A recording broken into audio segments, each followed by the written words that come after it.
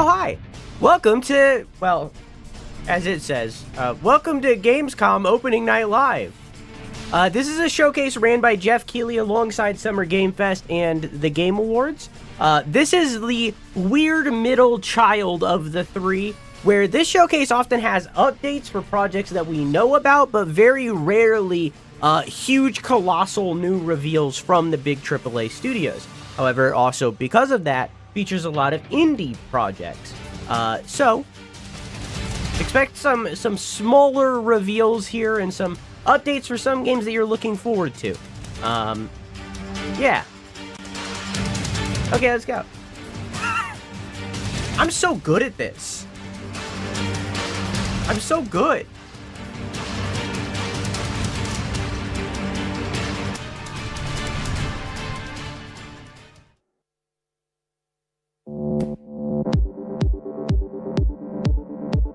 Oh, there's a pre-show? Oh. Hello and welcome to the Gamescom Opening Night Live. Hey, I know you. 25 pre-show. I'm Kyle Bossman. The main show, Opening Night Live. The one with Black Ops 7 and Resident Evil Requiem, hosted by Jeff Keighley. That's soon, but not yet.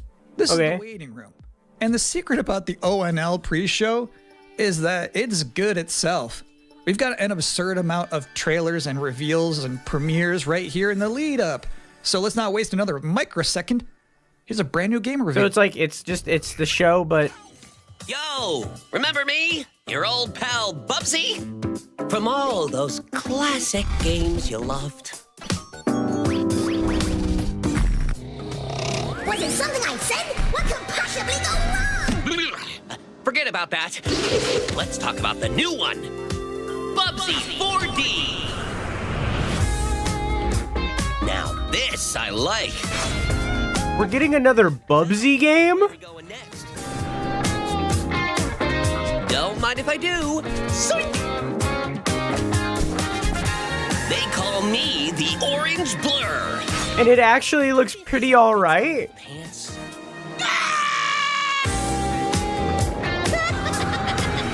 You know I've only got one brain cell, right? And it's working overtime on this baby. Alright. Atari? I didn't even know they were still around. The first game I ever played on my PlayStation 29 years ago was Bubsy 3. I'm so sorry, man. It's amazing that you're still into games today. One day I would be introducing Bubsy 4D to the world. I'd say, yeah, that sounds about right. Now let's keep this pre-show popping. Here's another brand new game announcement.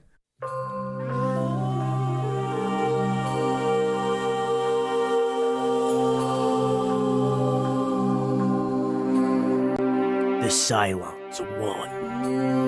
Sorry, I can do better. Survivors took to the stars.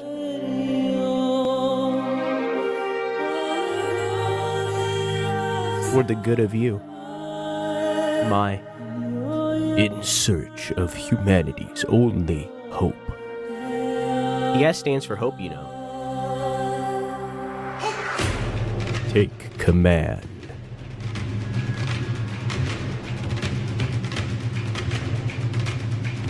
Fight to survive.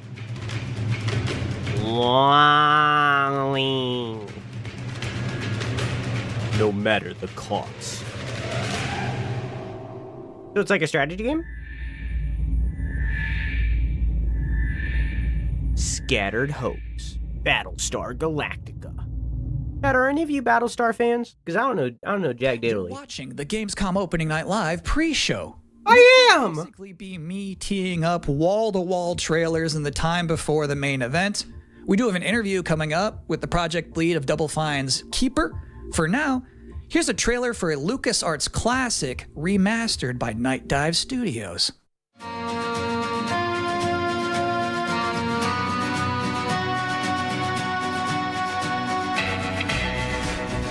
LucasArts classic return.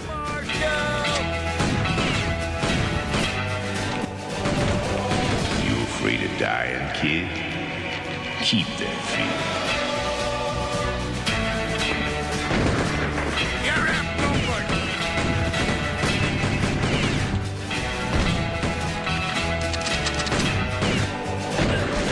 I see a gleaming Once I have unlocked a core memory? Yeah? has my name on it. It's gonna take more than bullets to get what you want, mister. Once a lawman, always a lawman. Outlaws. Handful of missions.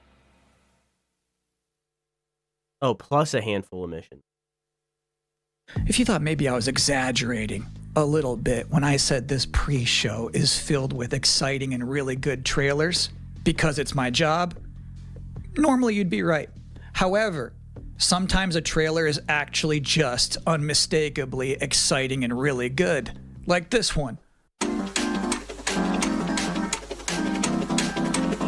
I've seen this game. I didn't know it was from this. This looks so cool, chat.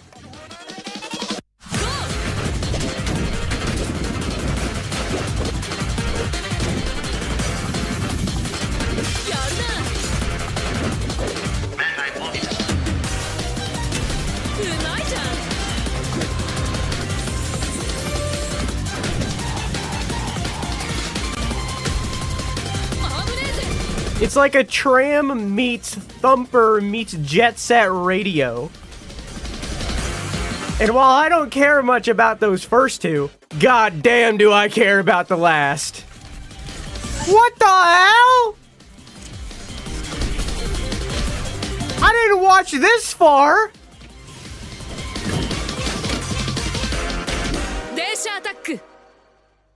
God In damn. this year's Xbox Showcase, Double Fine announced their first new game since Psychonauts 2. It's called Keeper.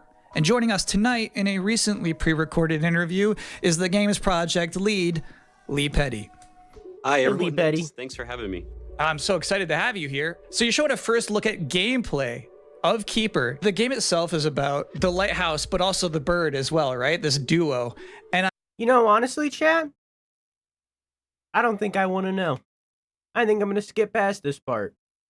Because I am so infinitely excited for Keeper. well, that was a great interview. It was. Pre-show couldn't get any more masculine. Buddy, watch this. At last, Castle Grayskull is mine! Not so fast, Skeletor. Whoa, what's happening? He-Man and the Masters of the Universe, Dragon Pearl Destruction coming soon to all platforms? Yes, it's He-Man and the Masters of the Universe, Dragon Pearl of Destruction. Intense beat-em-up action that puts the power in your hands. Did any of you watch the Netflix He-Man show? Or was it just me? It's powered-up pixel perfection for your gaming console or personal computer. He-Man and the Masters of the Universe, Dragon Pearl of Destruction, coming soon. Because it was pretty good. Thanks for joining us here at the Opening Night Live pre-show. We're only about halfway through. It's a sufficiently chunked up show. And just to prove my point, here's a new trailer for Absolum. For what?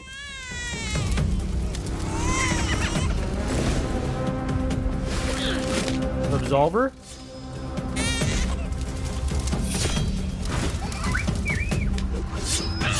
Yeah, it does seem like it's just me. The He-Man Netflix show is legitimately really good. Some of the, like, older Netflix animations were, like, very high quality. Because, like, even from, like, mainstream, right? Like, Castlevania Season 1, so fucking good. Oh my god, it's so good. Castlevania Season 2, I could take it or leave it. Season 3, I could take it or leave it. Season 4, I could take it or leave it. You know, it's like...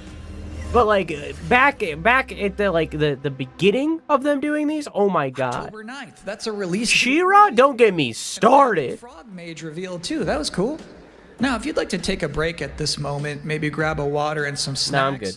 I really can't recommend it. Here's a brand new look at Long Gone.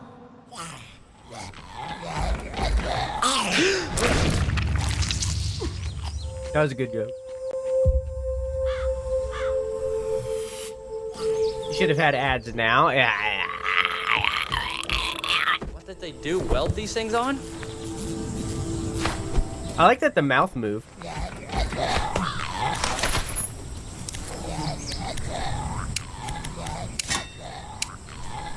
Stream is bad for me? What do you mean? Trying to find for me? What do you mean? What happened?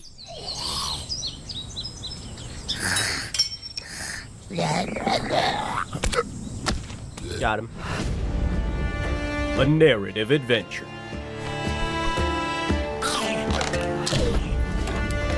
Rummage through ruins.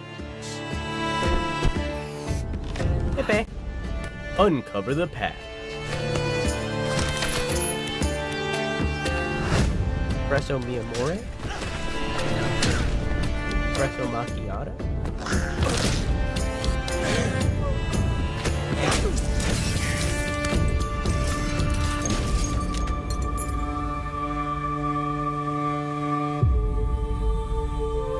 It looks point and clicky in all of the best ways.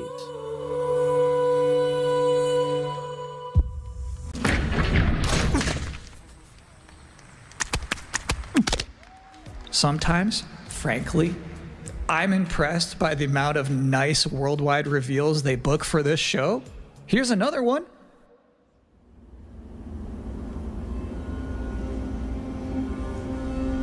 From the creators of Ghost Runner.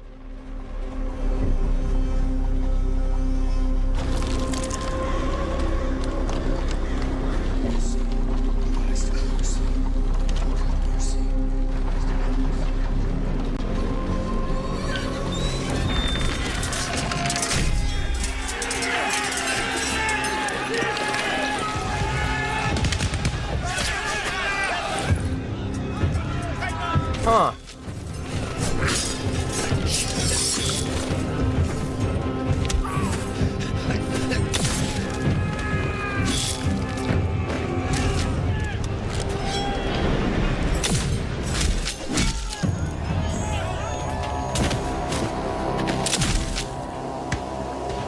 You been keeping track of the game so far? No, I stopped doing that a few showcases ago.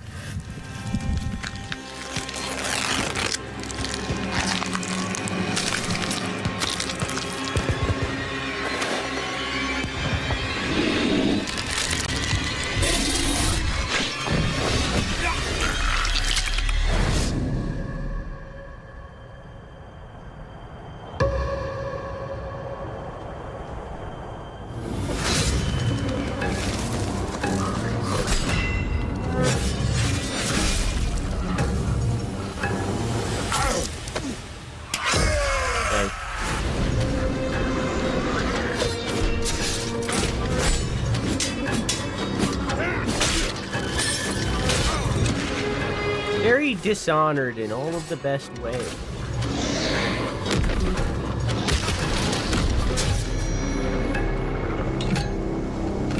What the fuck?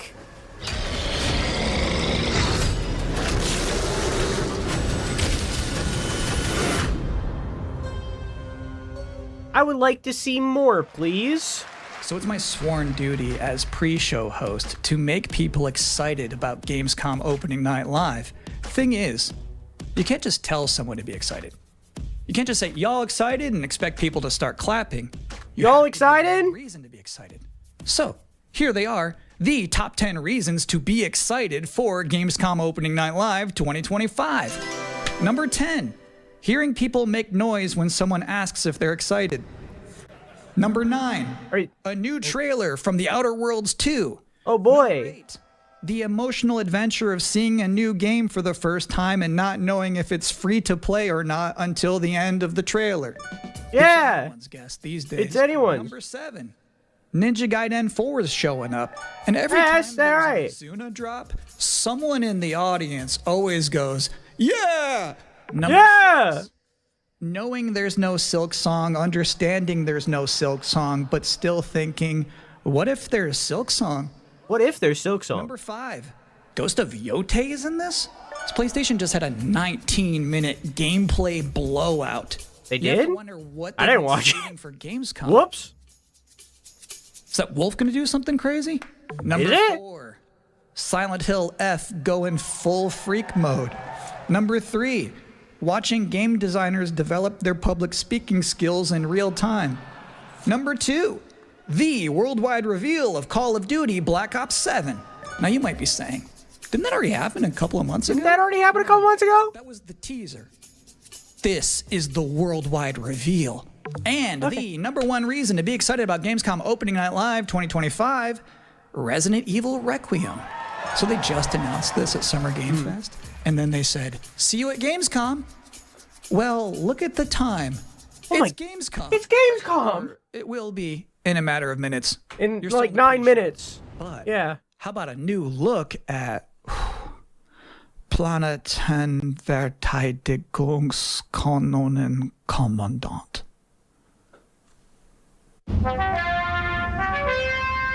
Good morning, Commander. The cooperative state has honored me with the supervision of your well-being. Ooh, what's that one game where like you're managing a broadcast? Glad to see you've not lost your touch.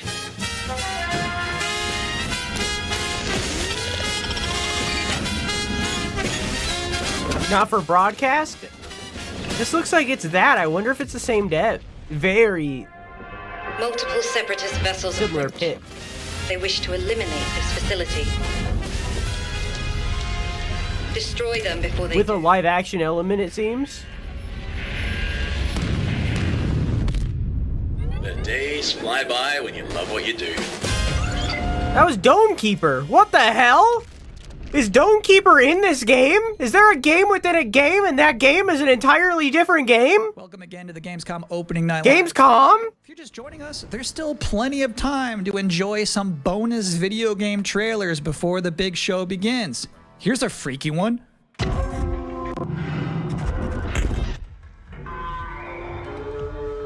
It's like Alien.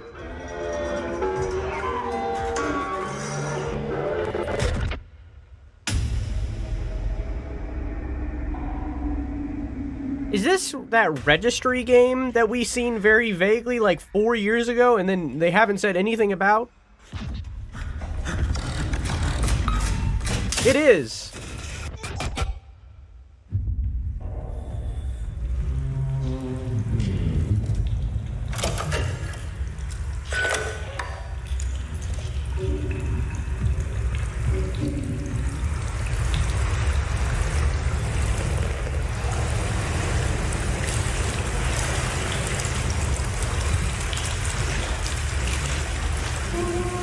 This is what my basement looks like when I flush too hard.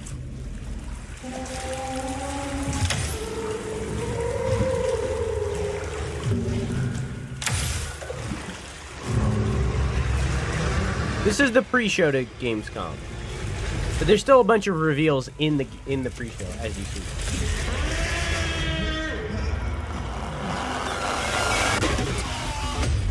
Routine, that's what it was called. You know, 4 years ago when they showed that game, it's on Game Pass.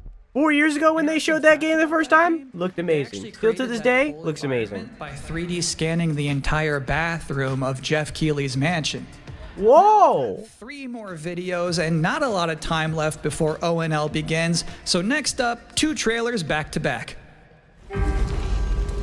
Millions of souls pour into the underworld every day. You're no different. My lord, he's here. I bid you walk the mortal world once more.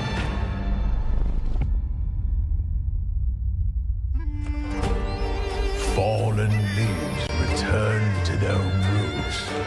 You shall gather the souls that stray. I've watched over this city for ages, and every name in your scroll of death. Not one of them dies quietly. You, a soulless. Whoa. You can judge my fate. Why wrestle rogues when their artifacts can do what brute slaves cannot? Bigfoot?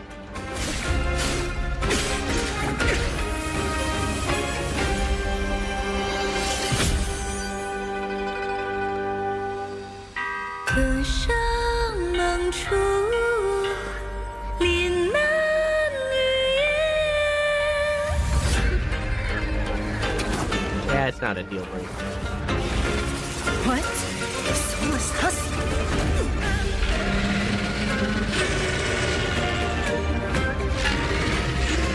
The living cast their dead to flame, and sacrifice ignites the war banners!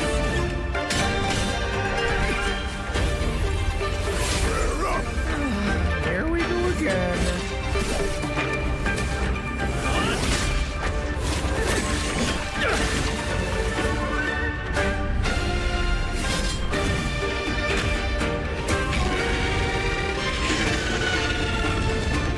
Very biggy. Whoa.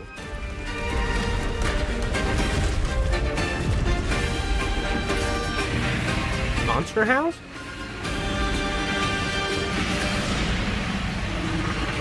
If you know not life, how can you know death? Swords of lead. That's really cool. Crazy how every game coming out of China is the same game, though. That's pretty wild. That's pretty wild. It's crazy that that's happening. I'm here for it. They all look good. They're all good games. Crazy that every single one of them is the same game. But I like, they look great.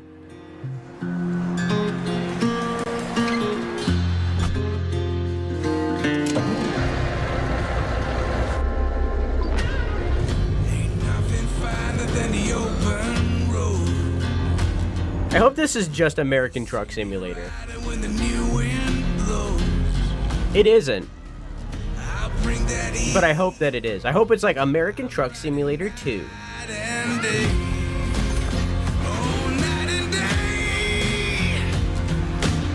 American Truck Simulator 2 with more trucks.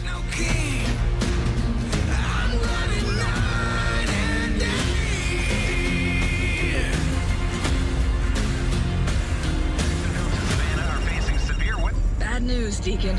Storm's almost on top of you. I got eyes on it. You can still turn around, you know. Nah, Pineview won't hold out. XDC Logistics. Deacon? Deacon St. James from Days Gone? Let's get it done.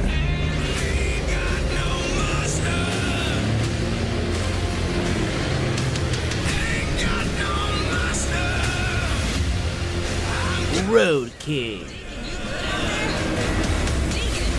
Whoa, cool. Is it like a I'll give you a This is why I hate cinematic trailers. Is it a story-based game, or is it like straight up a competitor? King of the road you're gonna see in this pre-show. I've got one more trailer for you. A brand new reveal for Sonic Racing Cross Worlds. What?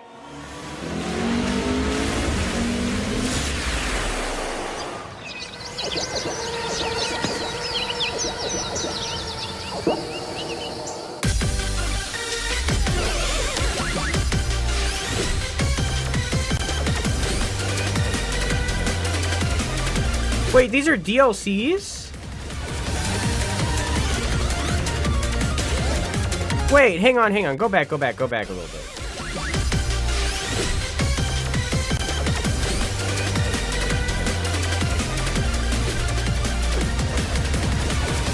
Okay, I get it now. So this is Pac-Man in Sonic. This is Sonic in Pac-Man. Okay.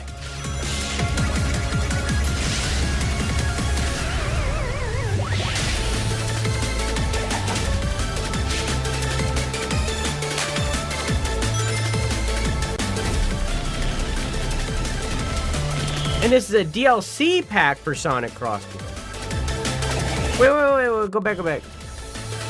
Okay. So this isn't free in Sonic Crosswords. The game's not even out yet, and they're announcing DLC. Got it. Up next, Black Ops 7, Ghost of Yotei, Silent Hill F, Resident Evil Requiem. I want to know your thoughts on Bubsy 4. Looks unironically really good. However, the joke at the end was a flop.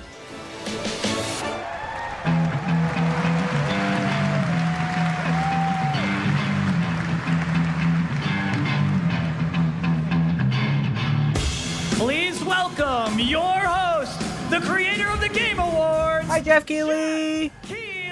Hi, Jeff Keighley. Is this the same stage as the game? No, it's not. It's in Germany. Hi, Jeff. All right, hang on. Wait. Woo! Jeff Keighley! We love you, Jeff Keighley! Woo! They're spelling your name wrong in the subtitles. Woo!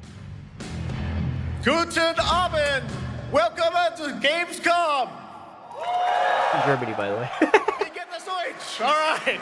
This is opening night live. Hello, everybody, and this is the kickoff to the biggest games festival in the world right here in Cologne, Germany. We've got over 5,000 fans in the hall here at Cologne Messe tonight. Welcome, everybody. And by the end of the week, more than 300... He's put on a little bit of weight. It looks good. ...walk the show floor, which for the first time has more than 1,500 exhibitors. It turns out that E3 didn't die. It just moved right here to Germany. Well, there's Summer Game Fest. More watching live around the world. No matter where you are, we're all connected tonight as one global community to celebrate the art, creativity, and joy of games. From the boldest indies to the biggest blockbusters. Today, the game industry has never been more dynamic. Clever ideas from small teams are breaking through in huge ways. This summer, Peak, a co-op climbing game created by Aggro Crab and Landfall Games, stormed the charts on Steam, and right now I can announce for the first time it has sold over 10 million copies to date. Congratulations to the team. And there's also other fun ones, like you guys have probably played Date Everything, a wild dating sim where you can romance a $6 times 10. It's on Steam right now. Check it out. It's sold an estimated 500,000 copies. And all these successes prove something important. Small teams with big ideas can change the industry. And that brings us to one game made by a handful of developers. Without servers costs and stuff. Never mind, this is actually wrong. It's got to be wrong. Never mind, it's got to be wrong. Hollow Knight Silksong. There's no way it's $75 million. It is highly anticipated and Steam's most wish-listed game. Well, tonight, I can finally definitively tell you that Silksong is 100% actually launching this year. Woo!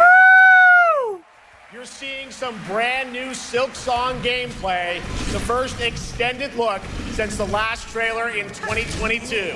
And starting tomorrow, you guys here at Gamescom can play a demo at the Nintendo and Xbox booths. This game is going to take over my life!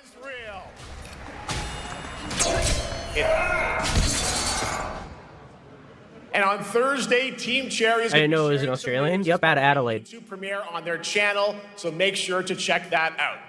We will. We'll give you a first look at this holiday's biggest games, like Call of Duty Black Ops 7 and Ghost of Yotei, plus major news on Prime Video's Fallout Season 2 arriving in December. And later, we'll have a special performance of the music of Claire Obscure Expedition 33, one of this year's most celebrated games developed right here in Europe. Plus, a brand new look at Resident Evil Requiem from Capcom, and the world premiere of the opening cinematic from World of Warcraft Midnight from Blizzard. Now, as always, O&L is also about surprises, and we do have multiple brand new AAA game announcements and reveals over the next 2 hours, so stick around right until the end. This is our biggest opening night live we've ever done, so let's not waste another second. It all begins with this.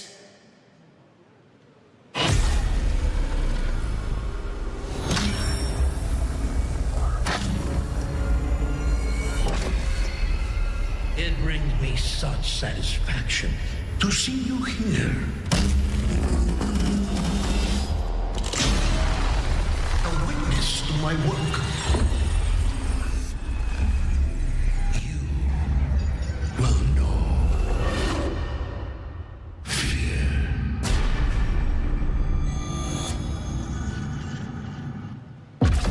They want you afraid. Fear makes you easier to control. Whoa. It's time to wake up. Oh, it's fucking Call it, yeah. Your streets shall once again run red with your blood. Raul Menendez ignited global unrest and an unprecedented... I hate how good this game looks. Menendez is a terrorist. We're bringing peace and security to the world. He refuses to let me go. Stop looking backwards, David. What matters is what we do next. I also thought it was a new Fear game. A lot of people counting on us for answers. It looks amazing, right?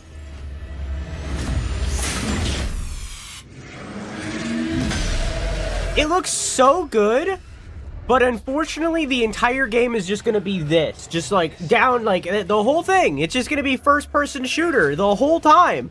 Like, this looks so good, but it's like, that's all it's gonna be. It's just gonna be a first-person shooter.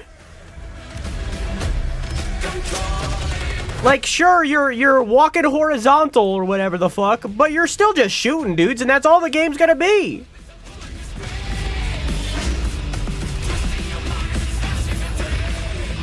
Okay, this looks pretty good. Alright, I might be taking it back a little bit. This does look cool so far.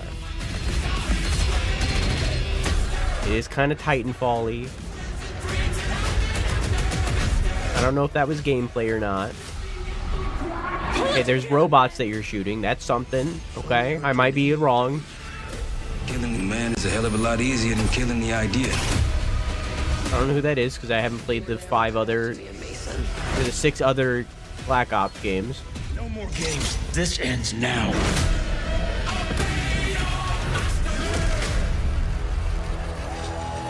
I mean, it's a really good trailer. When you pre-order now. Do you think they ever feel pressured to ghost character? Well, this is Black Ops, not Modern Warfare, so they don't have that.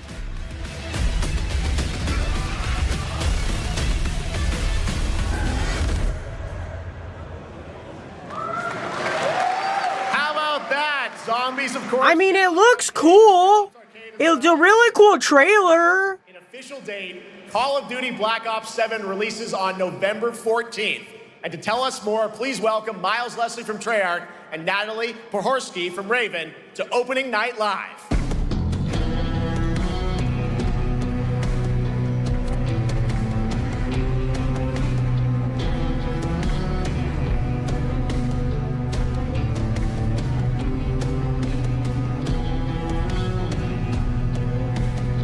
Hello, guys. Congratulations on the reveal. Welcome, Miles and Natalie to Opening Night Live. Thanks for having us. We're very excited to finally talk about this game. Yeah, why is your microphone better than his? All right, well, that trailer was obviously intense. Black Ops is back. Twisted world of Black Ops as always, and it looks like you're definitely pushing the envelope again. Absolutely, Jeff. It's been a long road, and we're thrilled to finally be sharing what we've been building. Black Ops 7's got a bold vision of the future. We're diving into 2035, and it's a future that feels real, just out of reach, but it's twisted in only the ways Black Ops could. And, you know, you come to expect what you got there. It's a world of fear. The shadows are gone. Nothing is what it seems. Yeah, 2035 setting. So the question is, you know, we're wondering, how does Menendez, how does this all fit into the Black Ops timeline? Yeah, so we're pulling threads from Black Ops 2 and Black Ops 6. But don't worry, don't get it twisted. This is a beast. Don't get it twisted. Black Ops 7. Hey, Wade, how you doing? Stepping into a world spiraling from the return. Running the ad during this because I feel like most people don't care. Of the past. All right, well, I'm curious who the protagonist is, so you can tell us who's stepping into the light in this game. Yeah, David Mason returns, but he is not the same. He's carrying deep scars. Some you can see, some you can't. And he's got a new team with him, and every mission, every move is a test. Now, And what makes the story stand apart? Yeah. We're also introducing the Guild. Yes. Important to mention, a global tech force that claims to be humanity's last line of defense against this mysterious threat. And their CEO, Emma Kagan, is a visionary leader with a clear mission. But how she chooses to confront this crisis is often at odds with David and Looks really good with all the light. So it's not a battle of good versus evil, it's a clash of philosophies. What kind of future are we building, and who gets to decide? All right, so some deep thoughts there. So yeah, tell us about, how does this story stand apart this time? It's the characters. Okay. So the story is about identity, memory, and consequence. And we've crafted this cast like pieces of a puzzle. So each one has a reason to be there, and each one brings something unique to the table. And we've also got our central city of Avalon, which is more than just a backdrop. It's a living, breathing space that evolves with the player. And it's also where our story roots take hold. All right, well, one thing we want to talk about is gameplay, and I understand you're doing a co-op campaign for this one? That's right. From the start, we wanted to make a bold change with the campaign. Black Ops 7 can be played solo or up to 4 players. It's a shared experience, and every mission has been handcrafted for variety. Tone, pacing, gameplay location. You're going to be running on the rooftops of Japan, exploring the Mediterranean coast, and then diving deep into the human psyche. All of it has been crafted to really add clues to the story and offer their own gameplay focus. Wow, so wild story, co-op campaign, you are definitely pushing boundaries this time. Yes, we are. Black Ops 7 is all about innovation across the entire game, and not just in gameplay, but in how we tell stories, how we connect players, and how we build worlds. And this is just the beginning. There's more to come at Call of Duty Next, including multiplayer and zombies. But for now, we hope you're excited to step into something new and experience something truly unforgettable. Amazing. All right, Call of Duty Black Ops 7, thanks so much, guys. And now, here's a behind-the-scenes look from the rest of the Call of Duty development team. Thanks, guys. Black Ops 7 brings an all-new way to play the Call of Duty campaign. This time, you're not going in alone. You have the option this year to play solo or up to 4-player co-op start to finish. They got a trailer, you can make some new ones, an on-stage speech, of adventure even after the story. For solo players, we really and a secondary interview trailer in the campaign the way they want to and feel like they're truly playing a Black Ops story. What's going to be fun is having each player in your That dude's got 2 first names.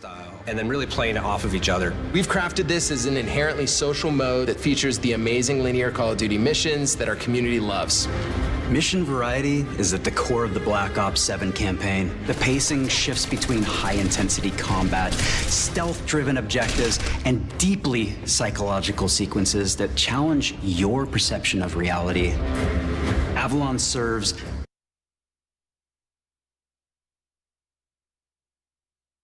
Homie, we're playing a video game. Homie, it's a video. Homie, it's my guy, my dude. It's a video game, my guy. It's not gonna challenge my perception of reality. It's on my fucking screen, my guy. Unless I'm fucking tripping, right? It's on my fucking screen. Okay, cool. as the narrative's anchor throughout, but the campaign stretches far beyond its borders, both geographically and thematically. It's dynamic and full of opportunities to explore, experiment, and experience the story in new ways. And in the culmination of the co-op campaign, we're unleashing something bold, the end game. It's a proving ground to put everything you've mastered throughout the campaign to the test.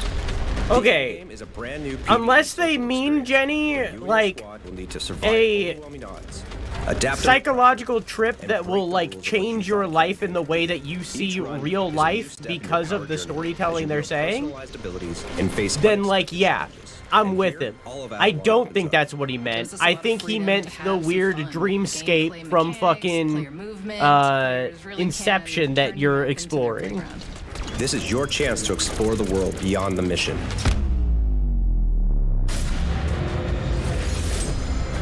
That's just a quick look at what's to come with the campaign. Every mode of this game is built with the intention to deliver the best possible. Like, you're right, Jenny, you're 100% right, but I don't think that's what they meant. There's something for you in Black Ops 7.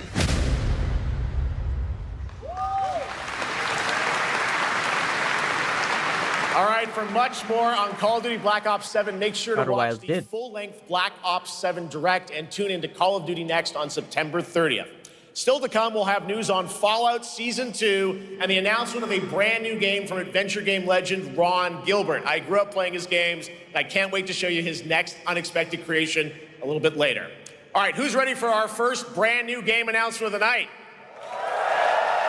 I figured you'd feel that way. Well, to do the honors, please welcome back to ONL, one of the most respected and recognizable hosts in esports. She's my co-host, Shox.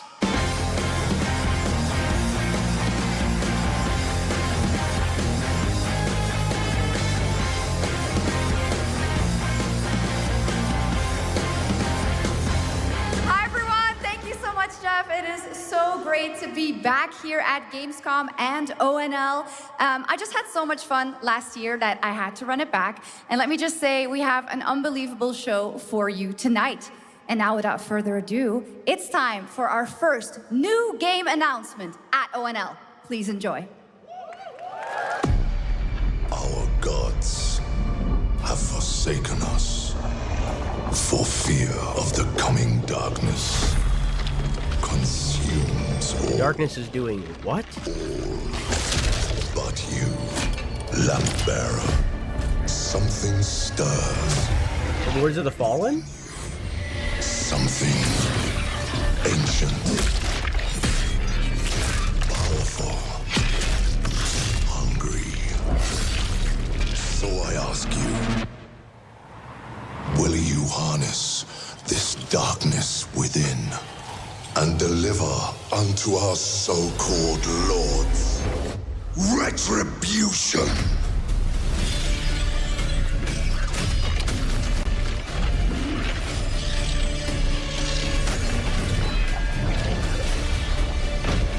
I've heard mixed things about Lords of the Fallen, namely the very long, very frustrating walkbacks. But should you fall, the world falls with you.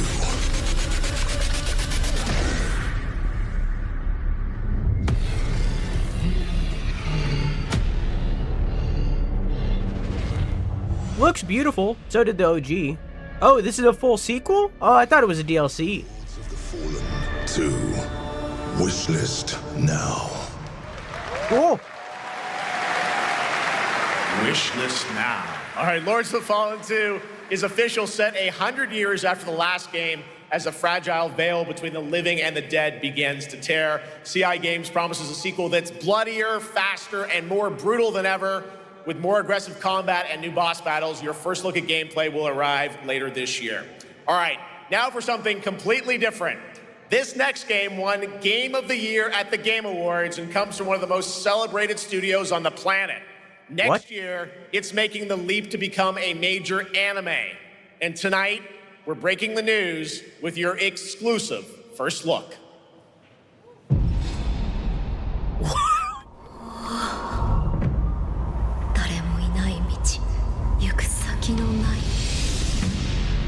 Sashina.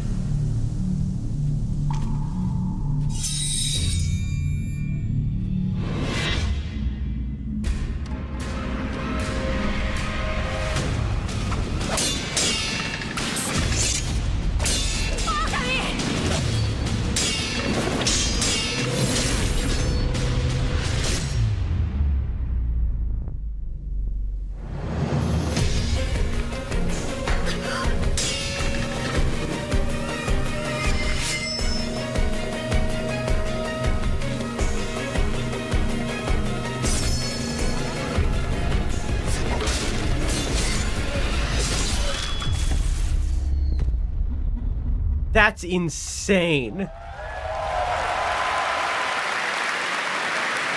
That is insane. All right, we're just getting started. Our next new game announcement stars a hero who needs no introduction, a true legend of justice and gadgets.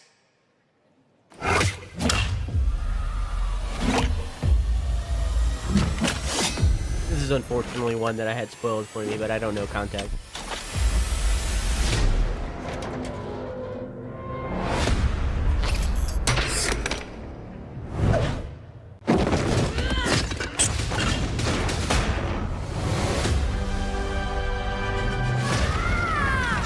I need to become more than a man. I need to become a symbol. What did you have in mind? An Inspector Gadget game would make me pop harder than you could believe. Like a high quality Inspector Gadget game from like a respected team.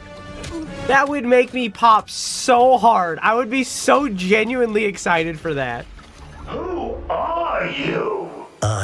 That was Mark Hamill.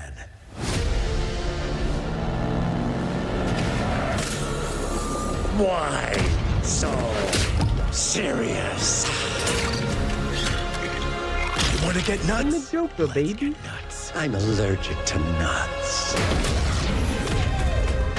Who's the man behind the mask?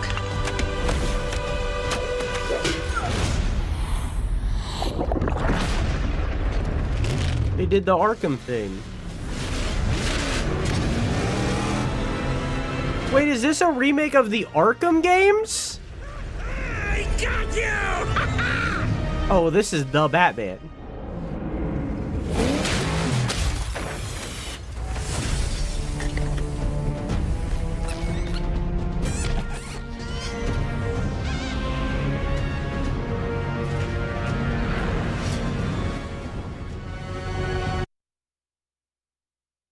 So it's Batman Legacy of the Dark Knight. Dark Knight implies that it's the Dark Knight trilogy. And there were scenes from the Dark Knight trilogy, but they also referenced, at the very least, the Arkham Knight trilogy. But also, that's the Batman, which is not connected to the Dark Knight trilogy and is not actually connected to anything other than itself and its upcoming sequel.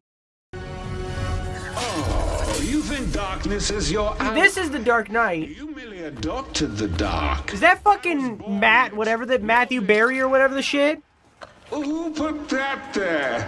I could have really hurt myself.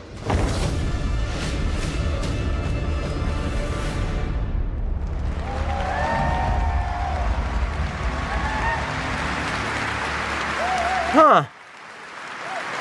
The Bat is back. Please welcome the head of Lego Batman development team, Jonathan Smith.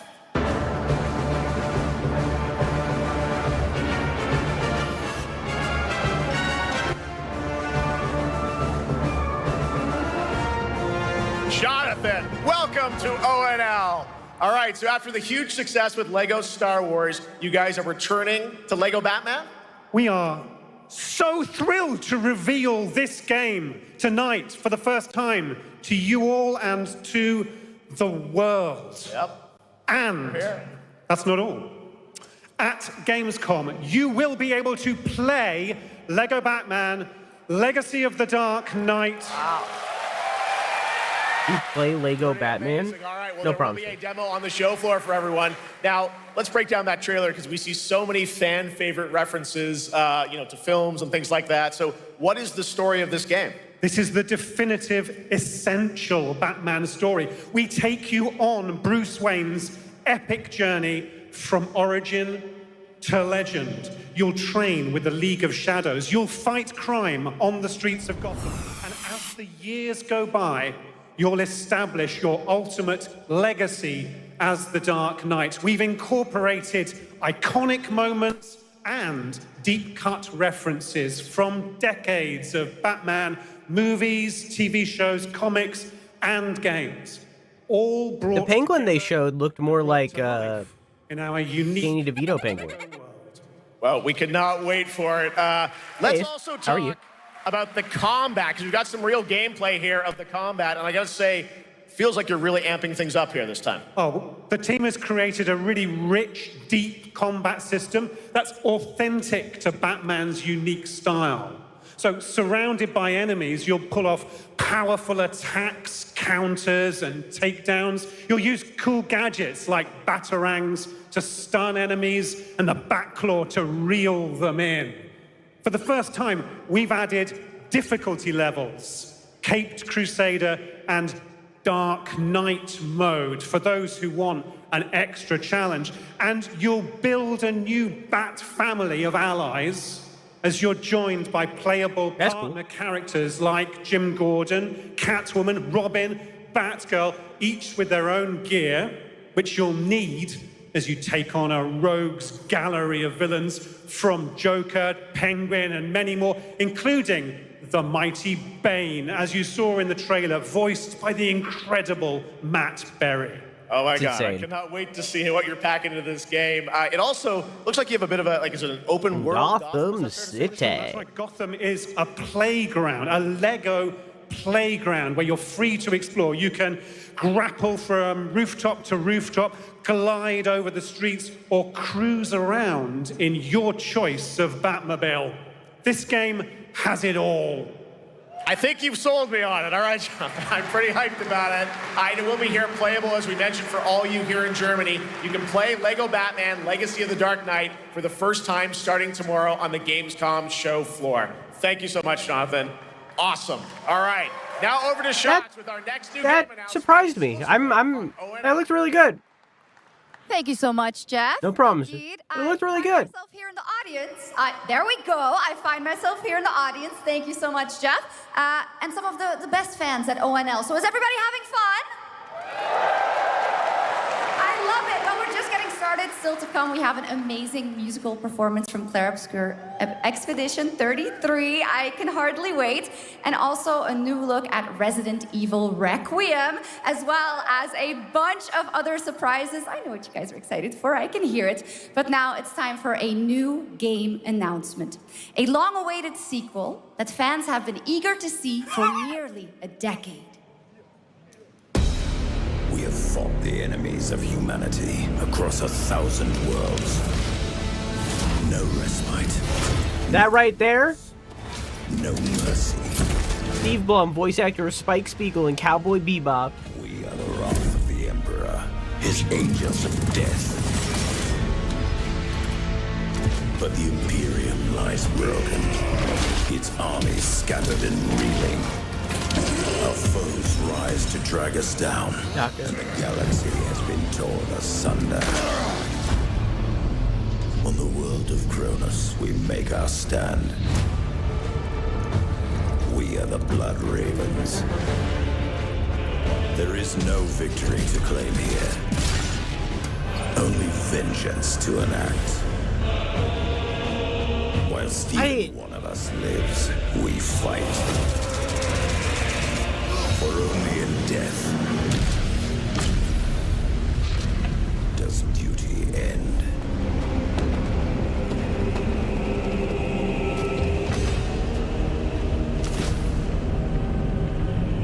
Why is it always Space Marine? Alright, well.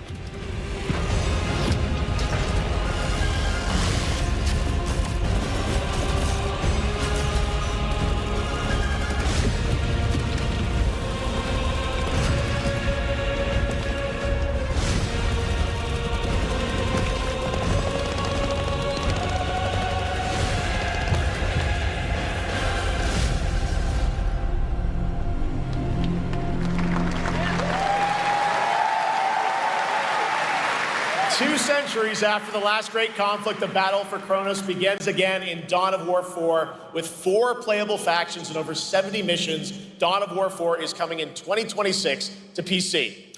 All right, now it's time for an unexpected update from the Monster Hunter Wilds team about a very special crossover event. What the hell? Why is the subtitle right there? What the fuck?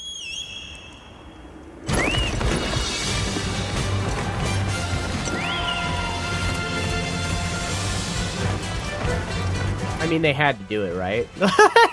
I mean, like, they had to do it, right? They had to do that, right? Like, there's no way.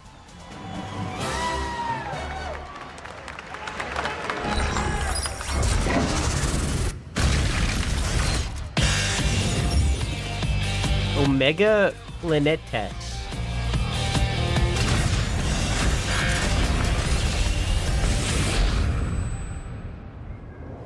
Cool.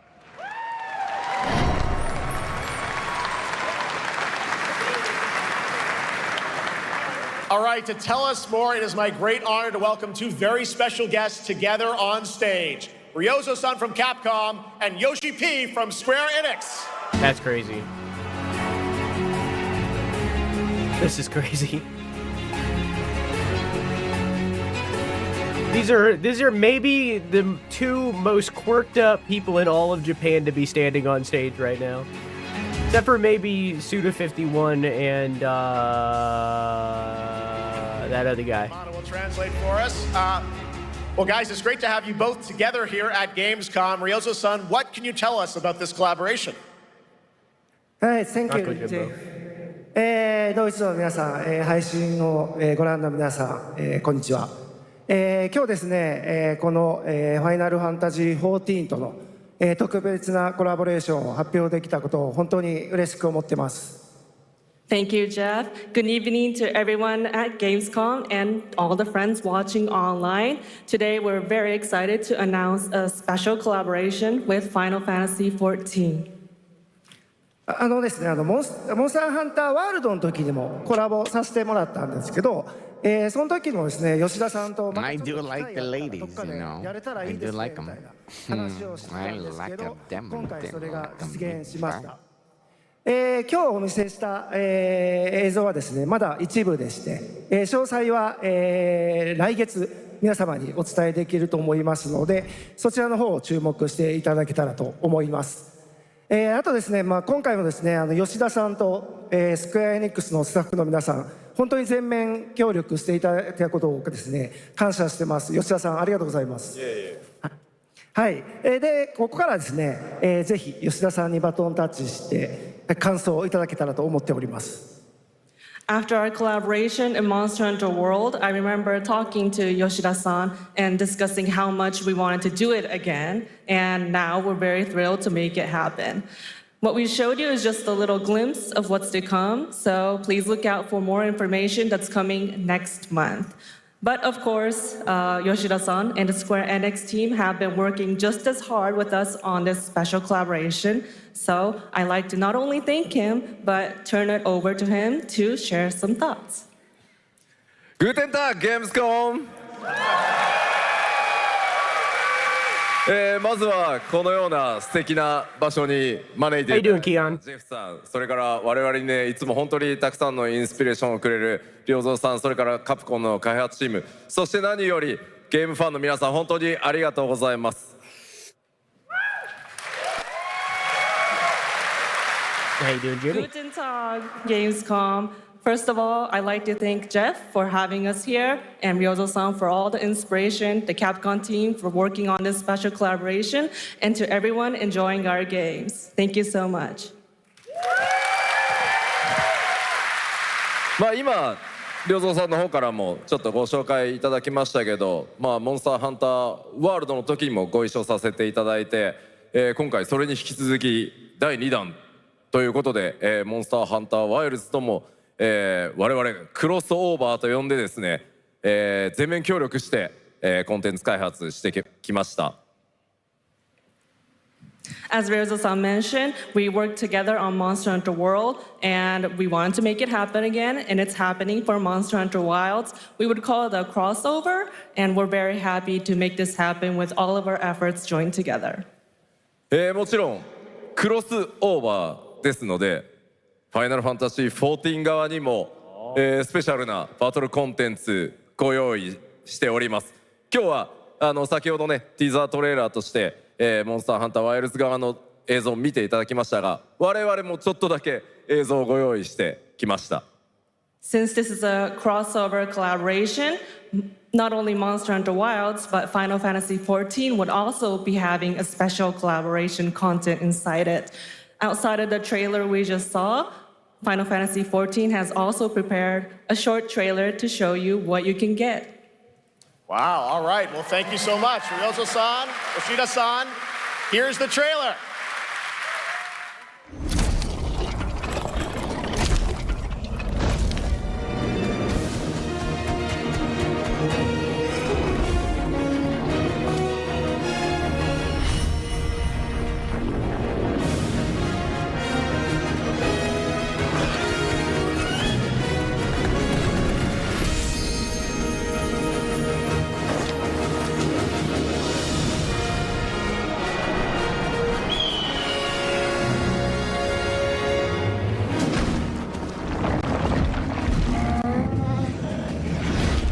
I like that you say that, Keon, like all of us should know that Security Breach 2 is outlandish, because I don't think it's outlandish at all, but I haven't played the game.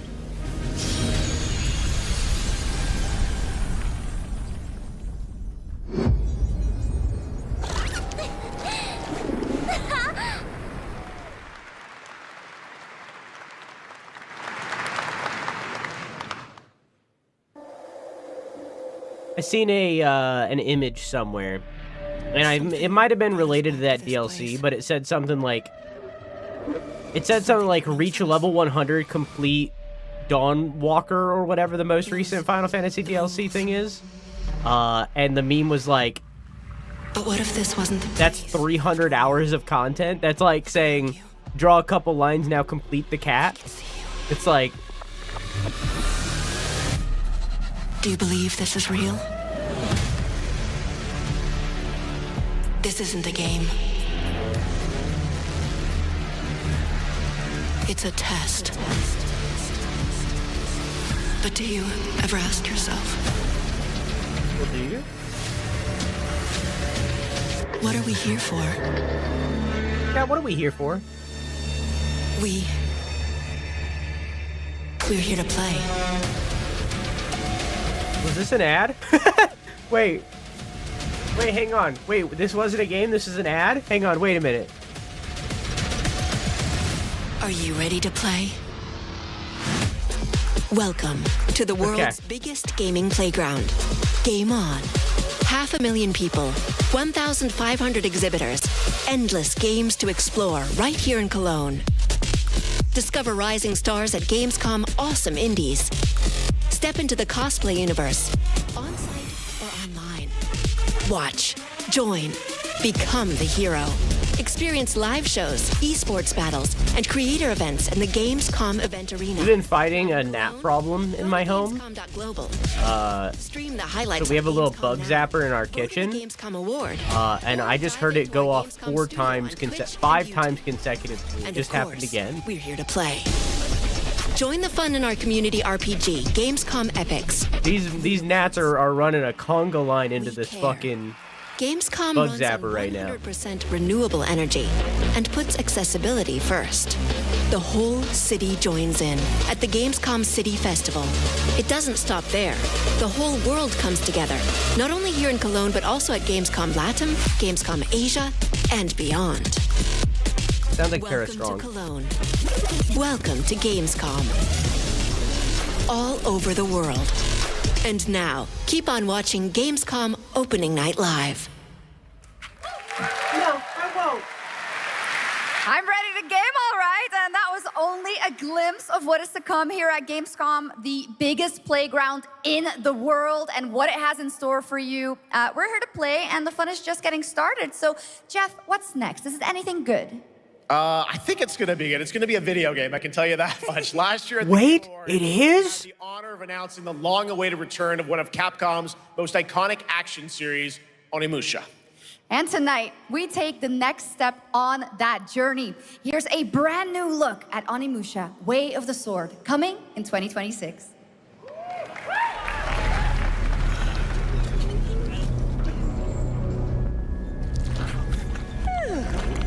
Where are my nuns?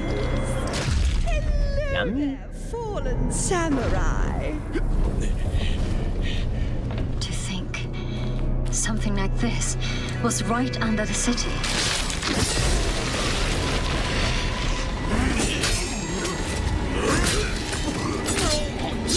Man, I'm such a slut for like deflection mechanics. And after everything you and your awful kind put him through, too.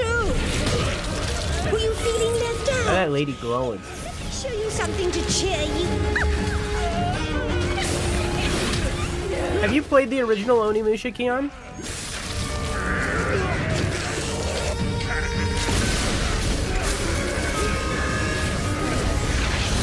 New ways controlling this lightning.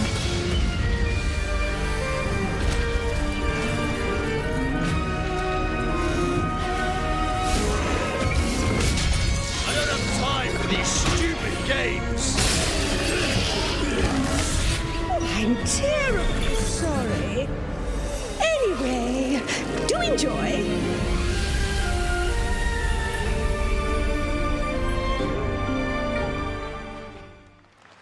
And I am pleased to announce whenever we finish Alan Wake or Death Stranding, whichever comes first, it'll probably be Alan Wake, we will be playing the first Onimusha.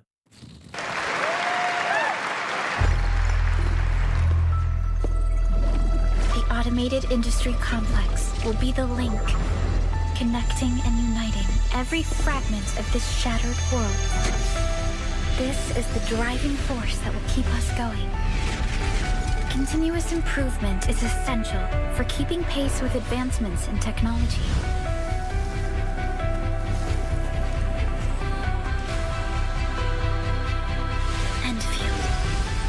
Yeah, there's some pretty big ones. About our dreams. I haven't been listing them. To make them a reality. All operators accounted for. Do you think this is a gacha game?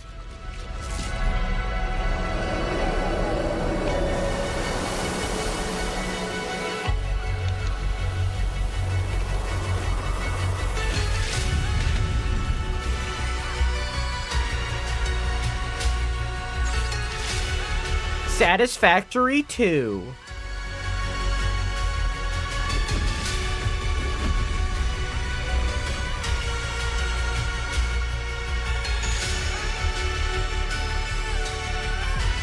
Now with 60% more anime.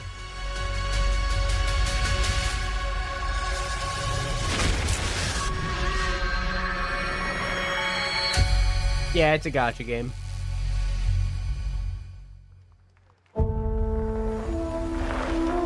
Yeah, I like those guys. I don't know those guys.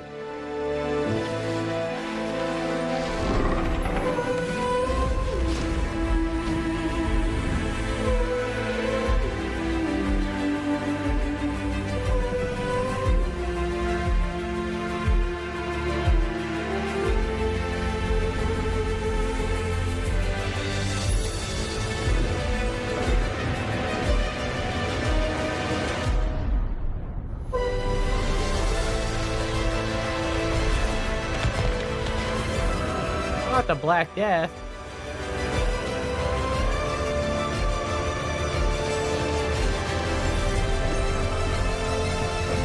Is this Europa?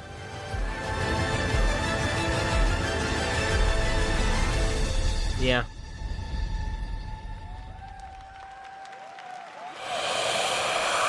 One other matter.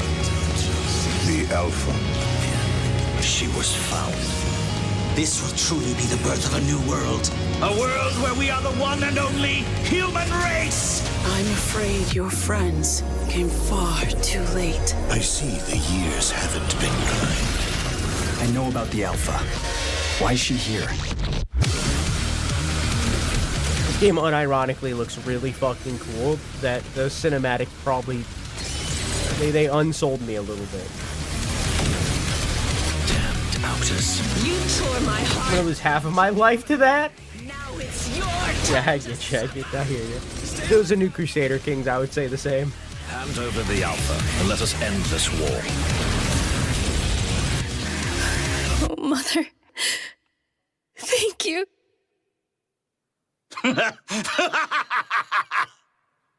The facial animations need some work, but the gameplay looks really cool.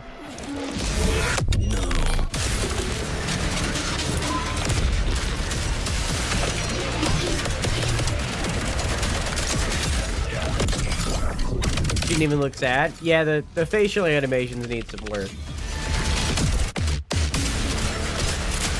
A way out is here. I can feel it.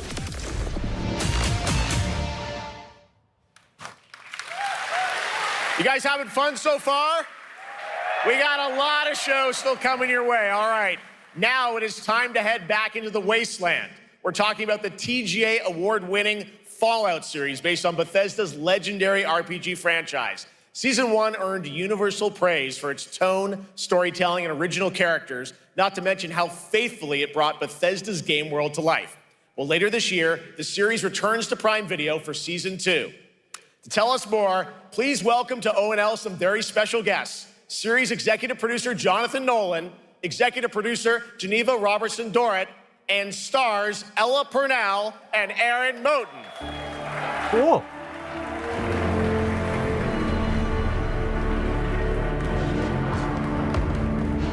I like that.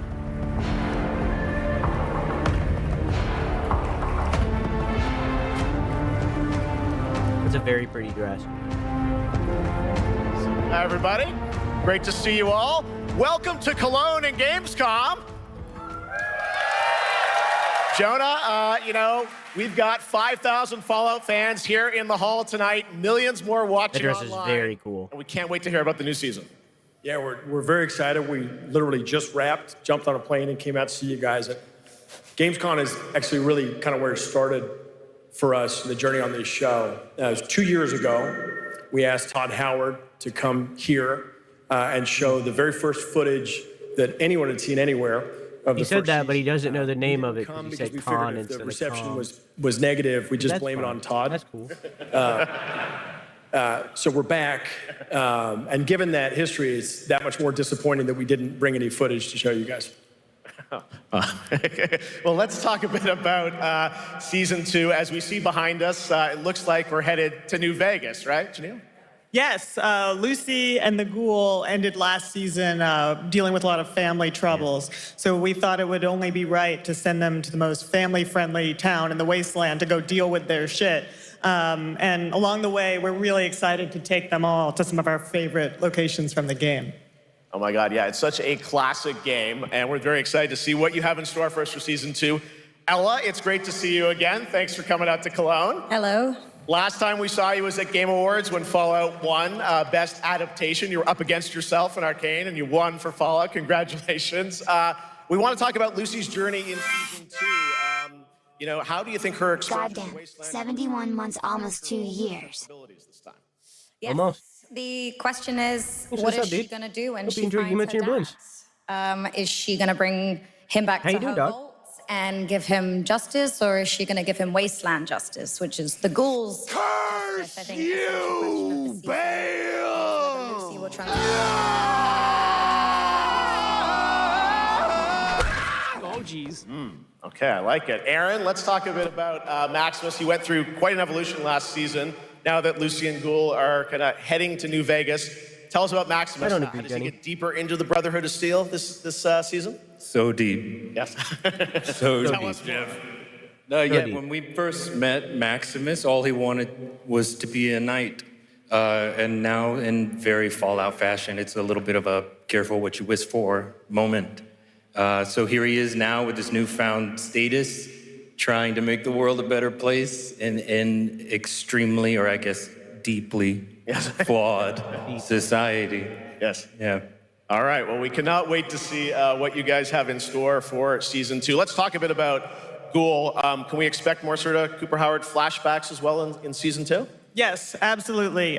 Cooper Howard and the Ghoul, played by the amazing Walton Goggins, definitely coming back. We have so much more to do.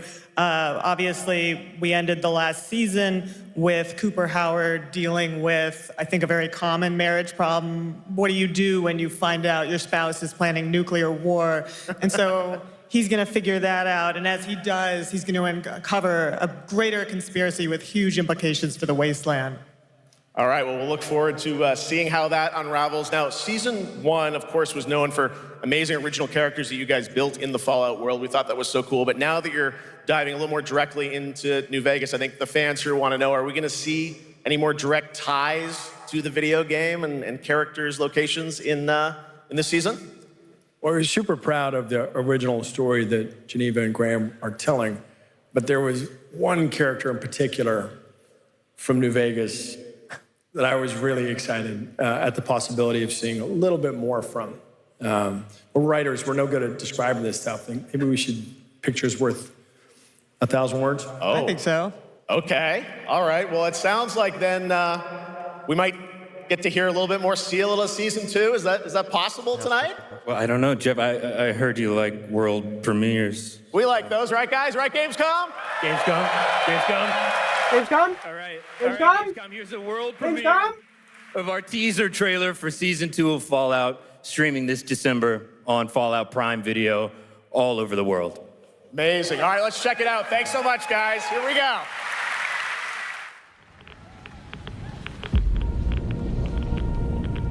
I'm looking for someone. Common story around here. Someone you care about, or? Gamescom? Wait, you're not Gamescom. Oh, what a great question. What say you, Miss McClane?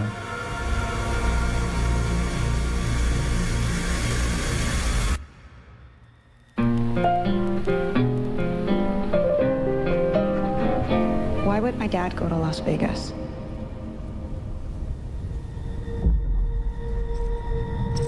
Do you want to know why the world ended? It started here with one man. It's all over, but the cry. Cooper Howard, star of the silver screen. Like yourself, I am the very best at what I do. But And what I do is I know everything. We've seen a little bit of him in season 1. I know there's a war coming. The bombs will only be the beginning. I don't know. My concern is that you would do just about anything to save your family. I think you are actually quite a violent man. You just don't want to kill me yet.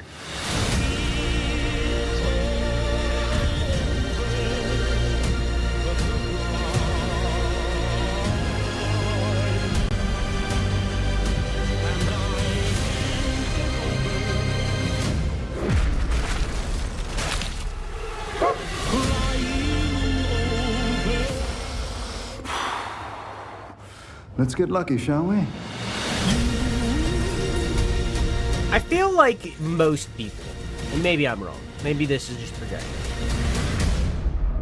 because I'm like this too. I feel like most people have a lot of nostalgia for Fallout New Vegas. I think very few have nostalgia specifically for Fallout 3 or 4. I really care about New Vegas.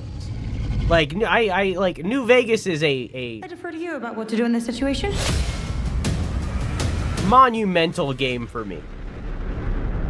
And I think that's most people over the other game.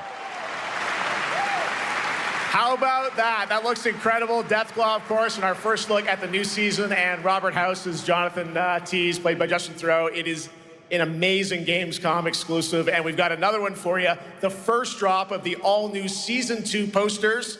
We cannot wait to see what Lucy, Maximus, and the Ghoul have in store for us when Fallout Season 2 begins December 17th, with new episodes premiering weekly on Prime Video. All right, now back to you, Shox.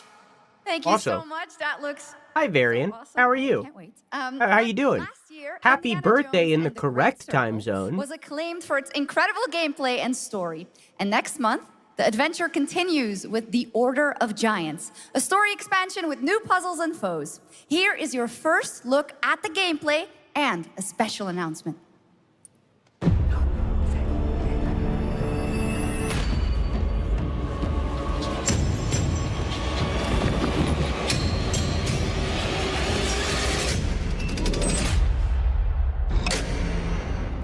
What do you know about the legend of the Nameless Crusader?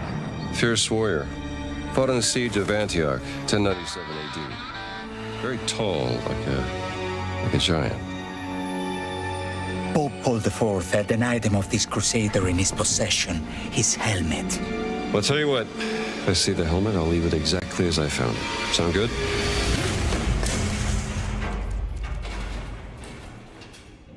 Oops.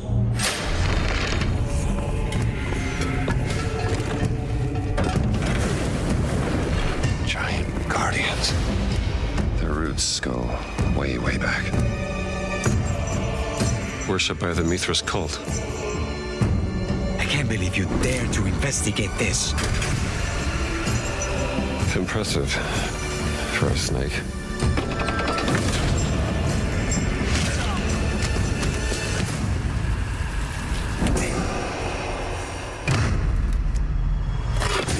This is DLC. It says Semper Vivus. Always living.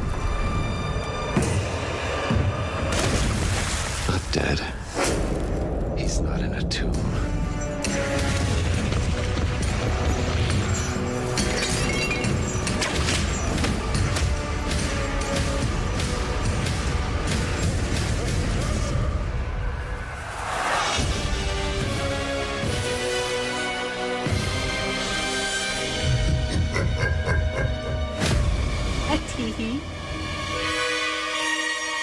The Order of Giants.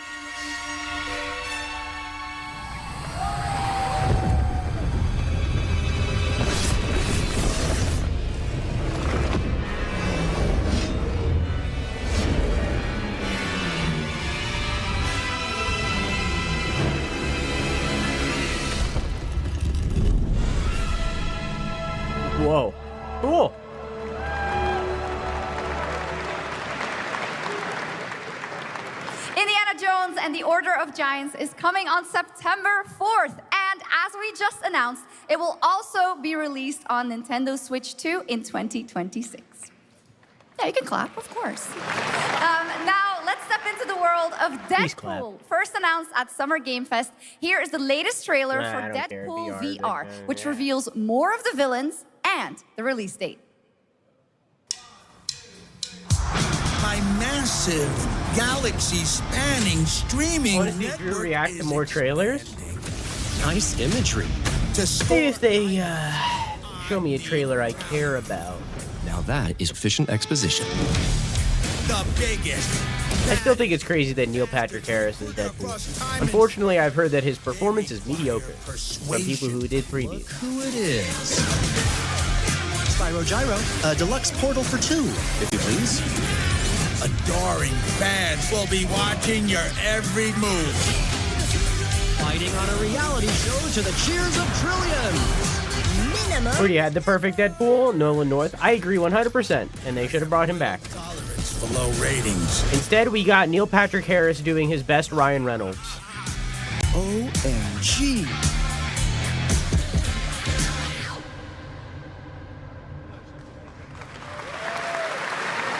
Yeah, that's right. Mojo is in Deadpool VR 2, voiced by John Leguizamo.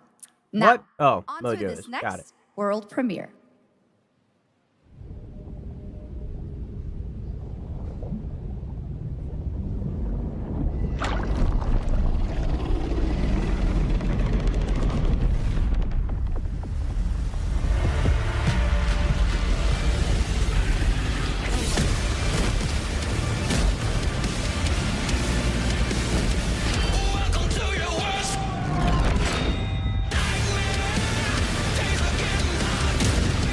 Are you gonna get copyright claimed?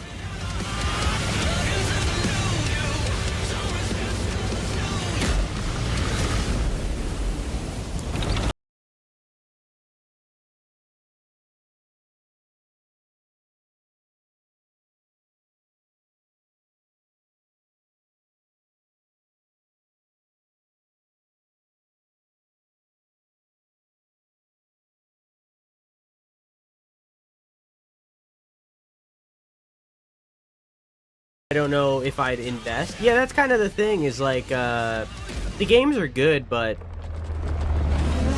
free to play is a little bit of a lie, you know? Same thing with the flight sim one. I can't remember what, not the Xbox one, the plane version that they also developed. Same thing with that, where it's like, the game's good, but free to play is a little bit of a lie. Free to boot up, sure. It's actually World of Tanks 2. Okay.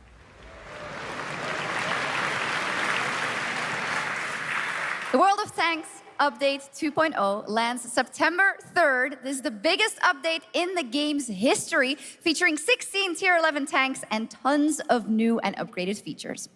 Absolutely. All right, next. Saber and Focus delivered Space Marine 2, one of the most fun action games of the generation. Well, next year, they are set to do it again in John Carpenter's Toxic Commando. This FPS action game combines classic 80s action horror with over-the-top humor. Well, here is the world gameplay premiere of John Carpenter's Toxic Commando. Good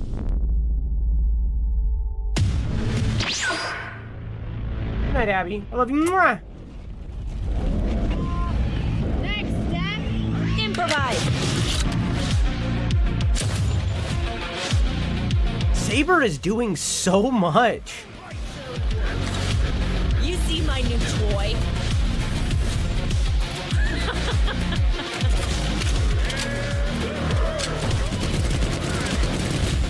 Oh!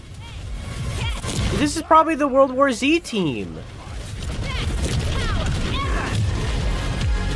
The game that had a lot of potential, but everybody just kind of ignored. Could use some help now. I need some first. Can you all please cover me? Whatever works.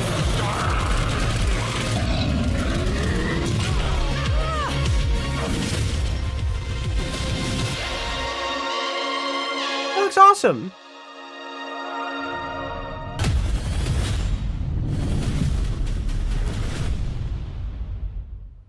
That was a little weird at the end there that John Carpenter just kind of showed up, but super fun. It looks cool. All right, our next reveal comes from a true legend of game design, Ron Gilbert, the mind behind Monkey Island, Maniac Mansion, and so many other classic games that defined the golden age of point-and-click adventure games in the 80s and 90s. I loved those games growing up. Well, now Ron is back with something completely new and completely unexpected.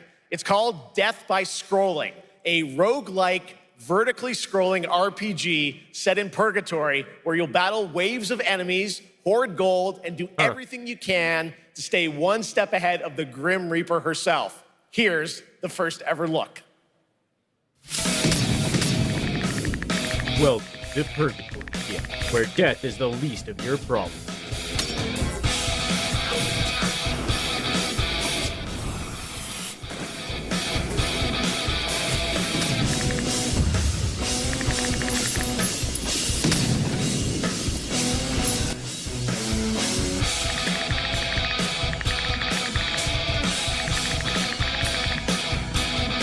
All equally doomed.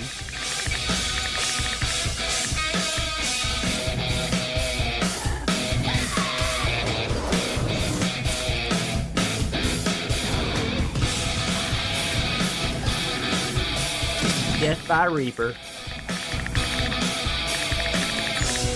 It's like an hour longer or something. Yeah. I don't know if there's a post show in there. I don't know if it's actually an hour longer, but this VOD at least is an hour longer.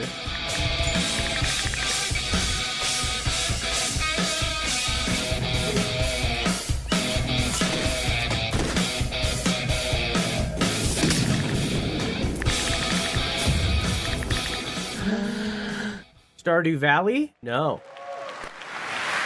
It's very fun. I've actually been playing this game over the past few weeks, and trust me, it is dangerously addictive. The screen, as you can see, never stops moving, so you're constantly on the move fighting to stay alive. A really fun game. Make sure to check it out. All right, now onto a studio known for its unforgettable storytelling. Back in 2019, the groundbreaking RPG Disco Elysium took home 4 Game Awards. Since then, Zaum, the studio behind it, has been through a host of changes, but tonight, 6 years later, those who now make up the studio are ready to give the world the very first look at their next CRPG. It's a dive into the shadowy world of espionage, where the truth can be stranger than fiction, and every failure isn't the end, but the start of a new path. I once knew a spy. Now hang on. But where the truth can be stranger than fiction, and every failure isn't the end, but the start of a new path. Now hang on. I want to be clear here that what he just said isn't necessarily fully true. The team that made Disco Elysium, and I don't know if this has been solved, so maybe I'm delivering outdated information here, but the team that made Disco Elysium doesn't really exist anymore. The team called Zaum, this team that made Disco Elysium, does, and members from the team previously are there, but the core members of Zaum, the writer, I think creative director, and primary artist, are out of the studio and don't work there anymore. And Zaum has been acquired and is no longer the studio that it was. So they might have the name. There might be people that worked on Disco Elysium still at the team, but it is not it is not the actual team that made Disco Elysium anymore. It is just a name. So, I'm not saying that this game isn't going to look good, all right? I'm not saying that this game isn't going to be good. Just temper your expectations, because effectively, whatever game we're getting out of this team, whatever this game is this team's first game, right? Because it's not the team that it was before. So this is this team's first game. Disco Elysium doesn't matter. Okay. I once knew a spy. Brilliant. Relentless. Magnetic.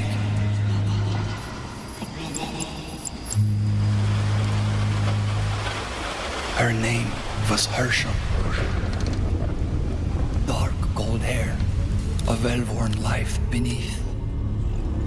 A dandelion puff, waiting to be blown. She tried to look out for me. For us. None of it mattered in the end. Everything she touched rippled into failure. Your friends are you?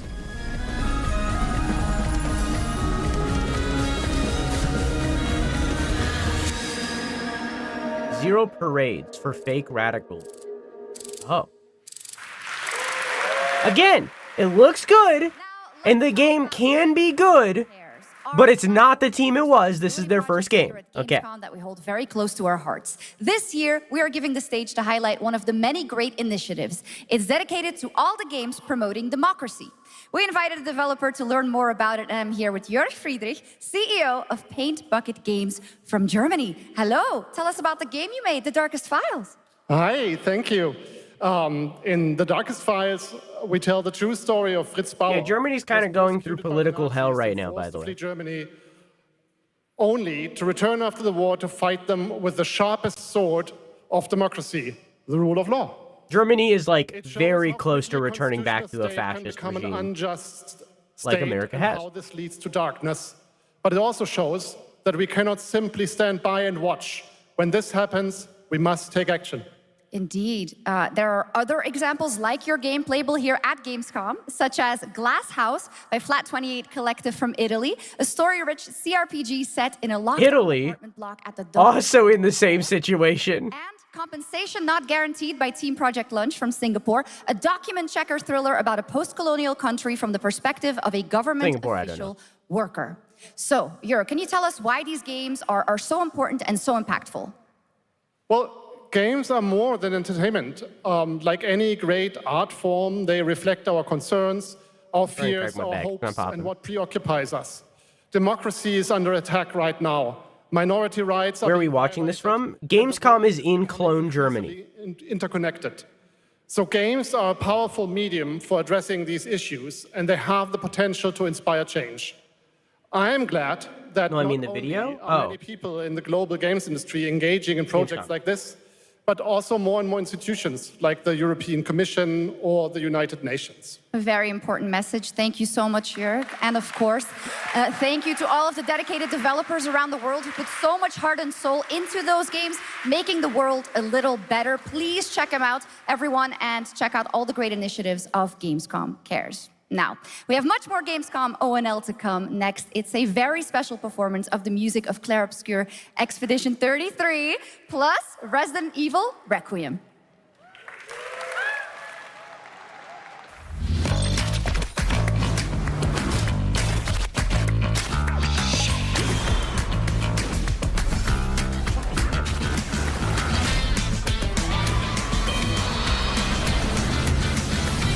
Ooh.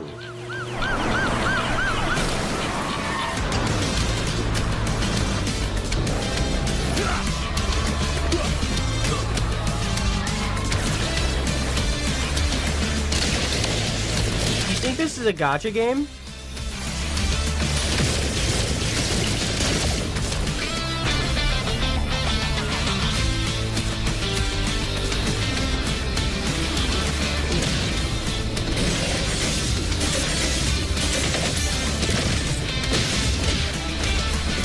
Well, I wouldn't play it off stream.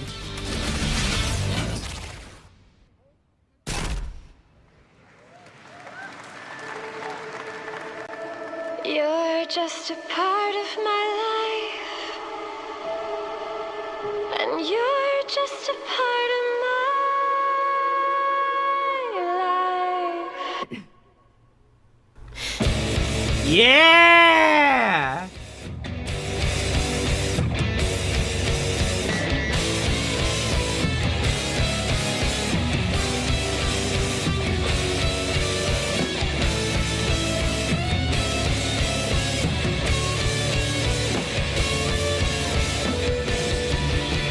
I see you, Gabe. I get goddamn goosies.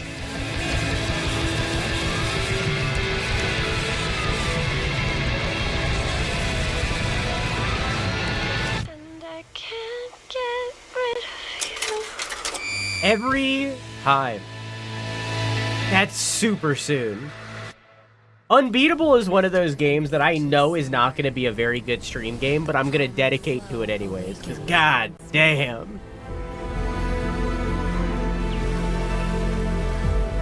You think this is a gacha game? Fate that brought us together. Shisha. Such a pathetic place. Who is this guy? What does he want? Your ignorance is despicable. Why do my subtitles keep moving back to the bottom?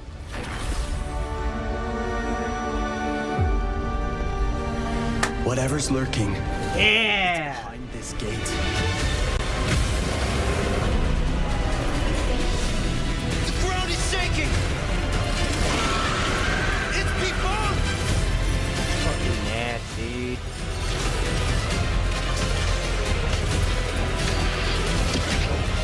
We have to take it down. How long have they been trapped in here? Be it destiny or chaos, I shall break the cycle. Time for the final reckoning. Honor of King.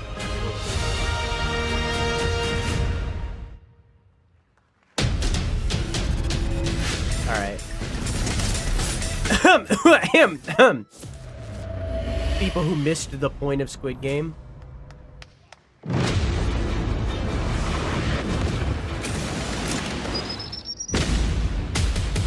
Stop my legacy. Okay, I'ma set it off, get back. Turn up the knob and take it to the max.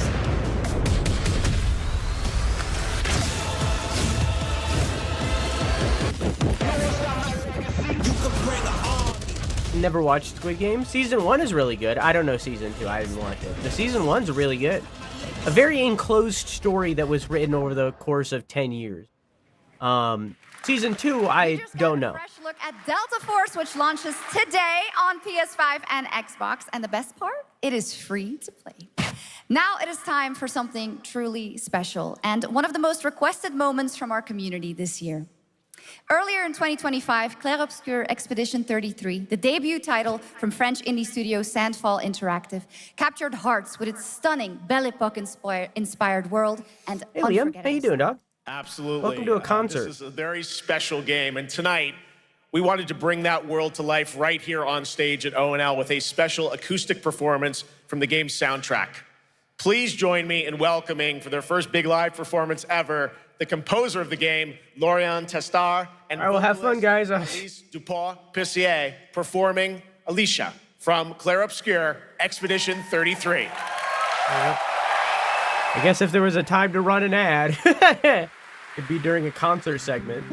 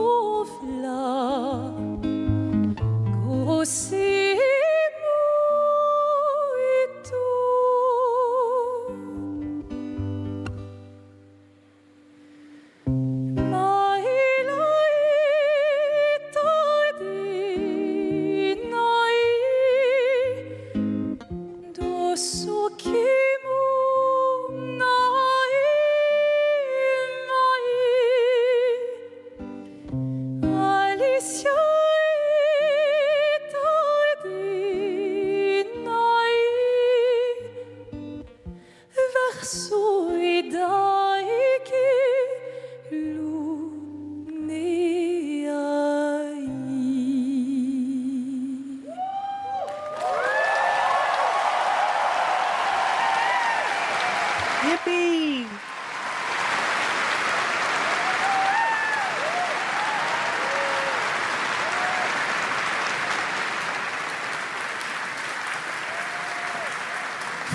That was absolutely beautiful, absolutely amazing. Thank you so, so much. And we have so much more opening night live right after this.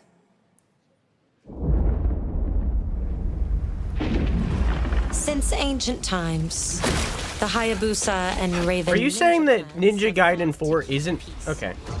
With the Hayabusa clan in the spotlight. But your clan, the Raven clan, has always had a secret motive. Woo! Thanks. I think that's what the guys mean. I owe you one. Hayabusa. Expect heavy resistance from the DDO. We're all counting on you, Yakumo.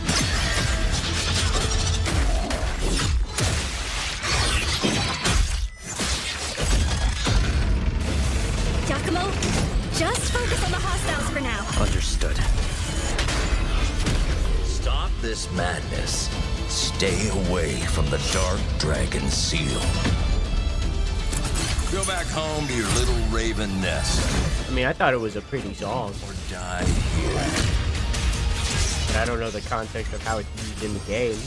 If you truly so emotionally, it didn't really do nothing to me. The Dark Dragon. It's a pretty song. Prove it. The very fiend that resurrected the Dark Dragon years ago. Even a mortal such as yourself has heard of me? I'm sure. Die, insect.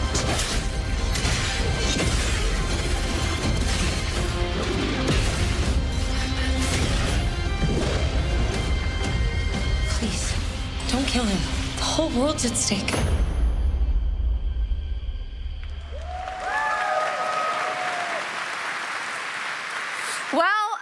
We've seen so many great games so far, so make sure to spread some love to these amazing developers and teams behind them, and wishlist your next favorite game on Steam by checking out our Gamescom Steam event. And the best thing is you'll find even more games from this year's Gamescom show floors, from beloved indies to big blockbuster titles, by scanning the QR code below.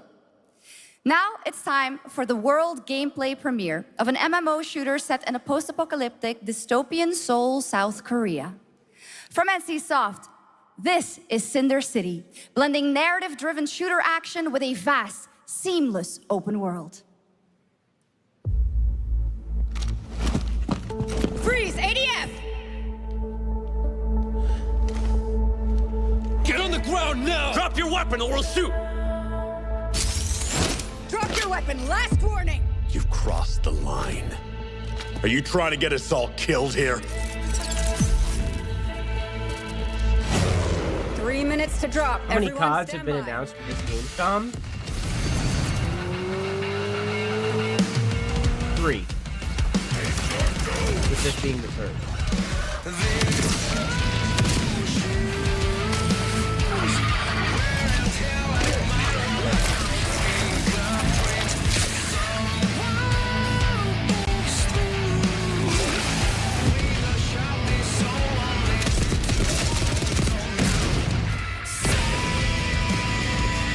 Am I gonna get copyrighted?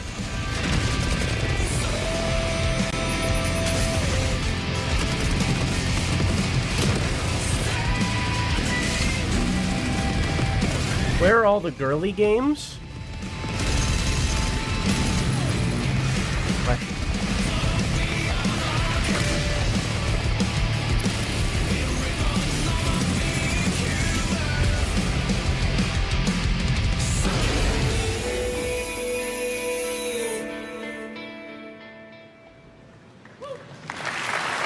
That's not all. We've now got a second brand new game from NCSoft. Time Takers is a competitive team-based survival shooter where the ultimate prize isn't points. Yeah, sure. There's been a few gacha games. Here's your first ever look at the gameplay. I floated in an ale-induced stupor, a ghost of my former glory.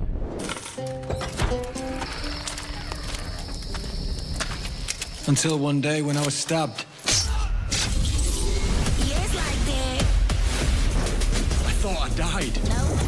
Instead, I was given a second chance in a strange world, alongside rogues from across the timescape. Hello. Hi. Okay.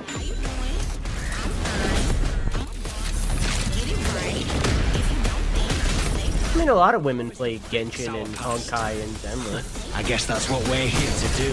Zenless is probably the least of the three if I were to guess, but a lot of women play those games.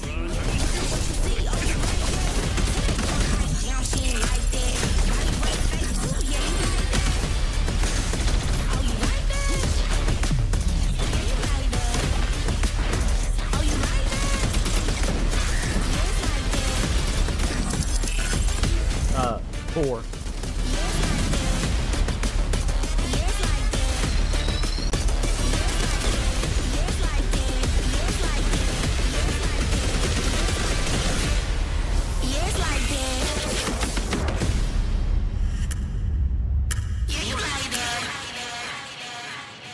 I mean, I don't know if Genshin does either. For decades, Silent Hill has defined psychological horror in games. And I mean, it took like a decade break. Once again, here's a brand new look. Actually, you know what? Hang on. Okay, hang on. I understand that you're paid to say that. I get it. I understand. Hang on. Okay, I understand you're paid to play that, right? Or paid to say that, right? Actually, let's go to the official wiki, because they probably had them like lined up, right? Yeah. So like, Silent Hill 1, it defined horror, right? Silent Hill 2, it defined horror. Silent Hill 3, now we're starting to lose it a little bit. I would still say that it was pretty defining. Silent Hill 4, yeah, not really anymore. Now we've kind of lost it, and then we got the rest of these, and then you just go down the list. Oh, hang on, I got you. And then we just kind of go down the list from there, and not really any of these have been defining at all. At all. You know, it's really until PT, but does that really count? Because I don't think it really counts. So, like, for decades, I mean, you got, like, if we're being generous, you got 5 years of being defining. And then 20 years, almost, of not being defining at all in any way whatsoever. 20 years where you handed off the being defining title to other games, where Amnesia: The Dark Descent became the defining foundations, and in turn also Soma, right? Where you handed it off, and even like it went so far that the Resident Evils went from being the bad games to being the good games and being defining again. It was really until 2024, a year ago at this time, where you started to become defining again. So decades? I don't know, maybe a 5-year window, and then you could say like a 5-year window after that Silent Hill was defining. But then once you get past there, it's like, yeah, I don't know if we can really say that anymore. I don't know if it's really the one anymore. You know, you could definitely see influences here or there, but other places kind of deserve that kind of. I understand you're getting paid to say that. I get it. But, like, I don't know. Now, I'll give it, like, again, I'll give it to you. Silent Hill 1, 2, even 3 a little bit, and 4 are all extraordinary games. I personally love Silent Hill Origins. I'm maybe the only one in existence that loves Silent Hill Origins. So, like, yeah, you know, I don't know. Anyways. Hill F from Konami, including the reveal of the American voiceover actress Susie Young as Hinako. Targets are 1 to HQ. We haven't found an active suspect at the scene. Chances are good, but it's still in the fact no water. You better consider the hunt. Over. Yeah, I've been thinking about replaying Silent Hill 1 and 2 and giving them a second go. We got so many things happening right now. I don't know.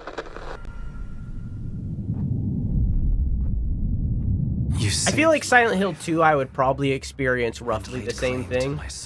that I experienced the first time. But I really feel like giving Silent Hill 1 a second shot would really make me respect that game more. By claiming a life. Because I did it during a 12-hour stream, and I think I shouldn't have done that. What's that? What is this place?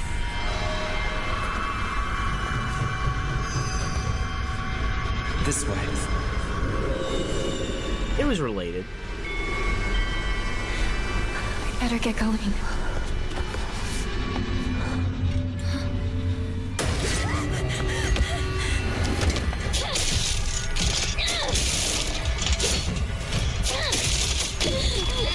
I think this game is one of the few times where I would do the original. I don't think playing the dub of this game is very wise. I think that this is an incredibly Japanese story that is steeped in Japanese folktale that, like, I feel like this is one where I would be like, playing this with the English dub is kind of disrespectful, you know what I mean? I wondered where you had gone.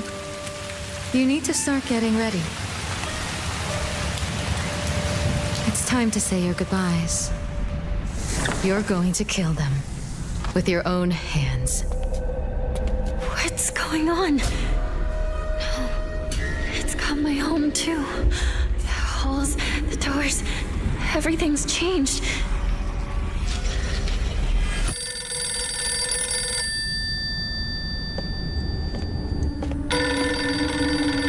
Tell me, who are you? Please. Just die. Jesus Christ!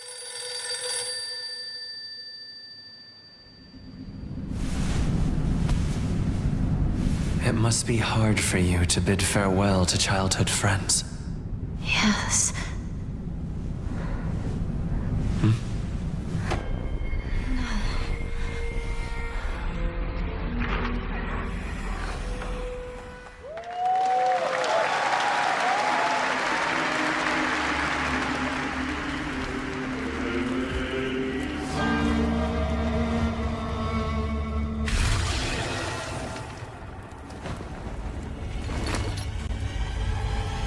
Cool.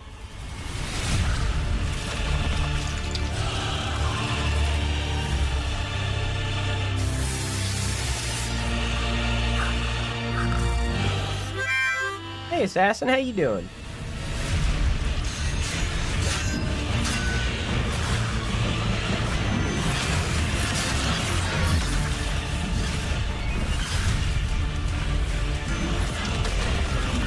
Someone try to Assassin, please.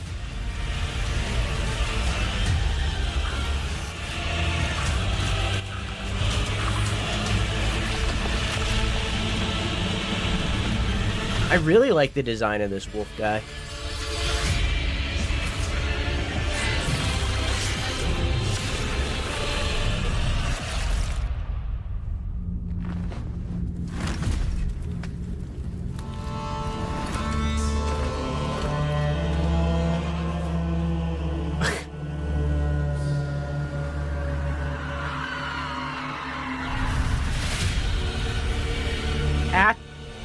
Viana Comedia?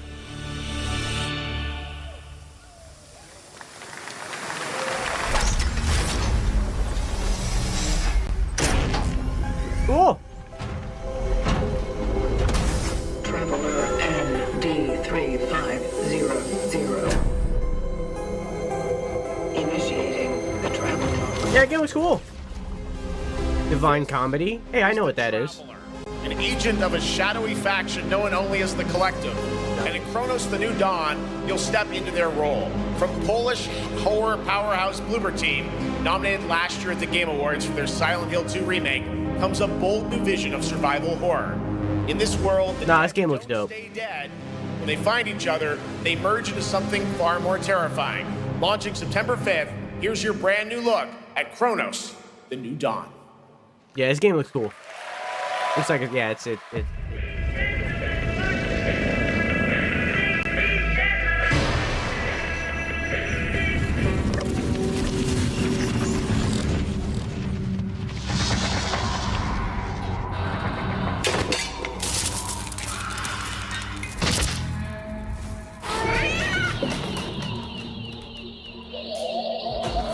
Thank you for the raid, Assassin. I hope you had a good stream.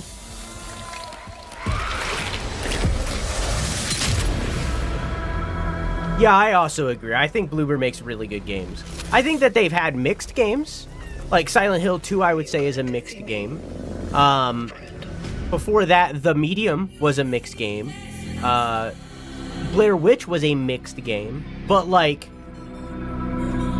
Layers of Fear is insane.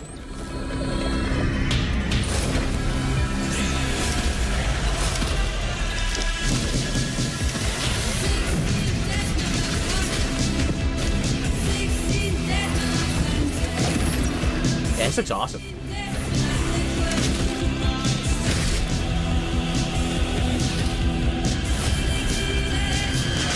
Both Layers of Fear 1 and 2 are very good. The other Layers of Fear game I don't know. I haven't seen anything of.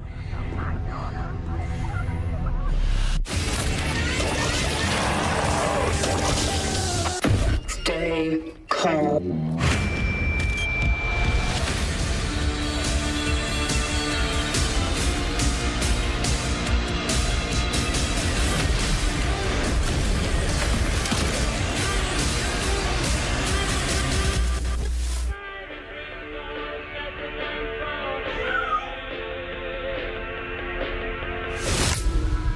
Oh, it's awesome.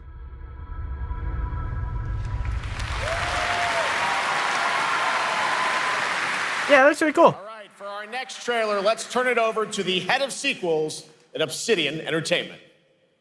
I mean, that's just Guten Tag, Gamescom. Look at this. Tens of thousands of Europeans packed into one building in the dead of summer with absolutely no air conditioning.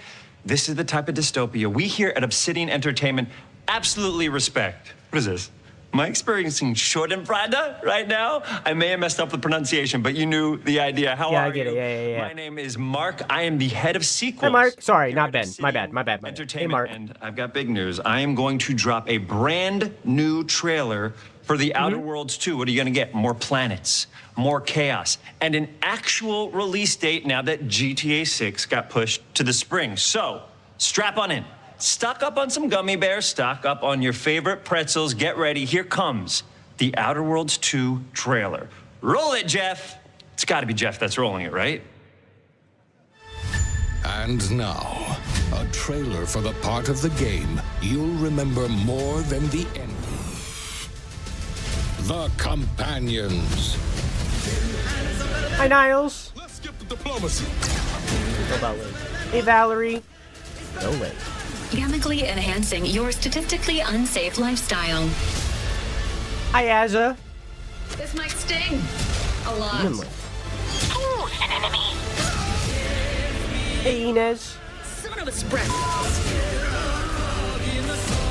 Bug arm. Hi, Marisol. Oh, God. Be grateful you're not on fire. Hi, Tristan.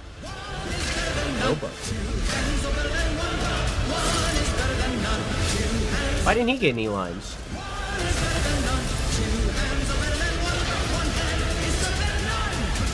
The song rips. No, you can't sleep with them.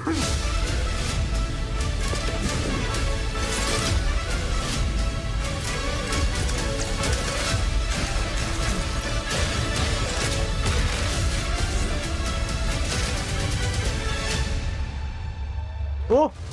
And they lowered the price. Lots more to come here at Maybe he's ONL. mute, maybe. But now a first look at Inzoi Island Getaway with Inzoi's first and free DLC, which is coming tomorrow. Hang on. At Inzoi. I want you to watch this guy. Lots more to come here at ONL, but now a first look at Inzoi Island Getaway with Inzoi's first and free DLC, which is coming tomorrow. That guy's good.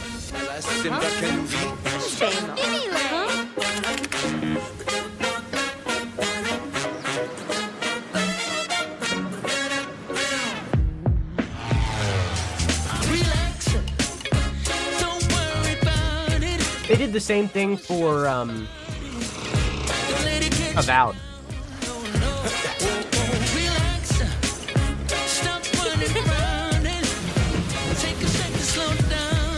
Isn't Enjoy really bad because they used AI? I have no idea. Hitting Sims? It is Sims, yeah. God Sim, just like Sims.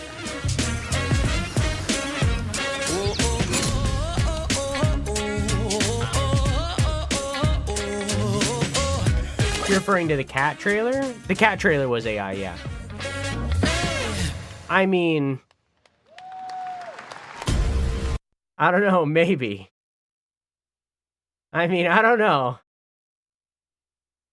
Come on. Come on. There you go.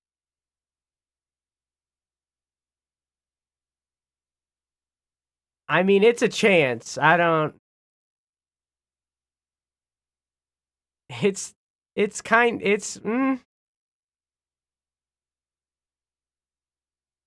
I mean, it's a possibility.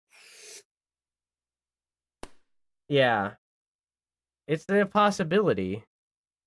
I'm not confident enough to say, yes, it is, but it's a possibility. Where calamity began, this trial shall end. Awakeners, prepare for the final confrontation. They are meant to look dreamlike. You think this is a gacha game? Holy.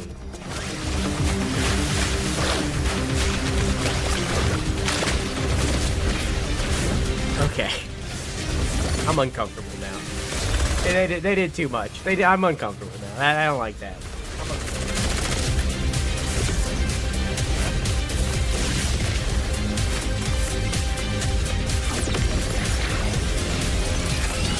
Gooner Fortnite? Yeah, I can. It definitely looks like that.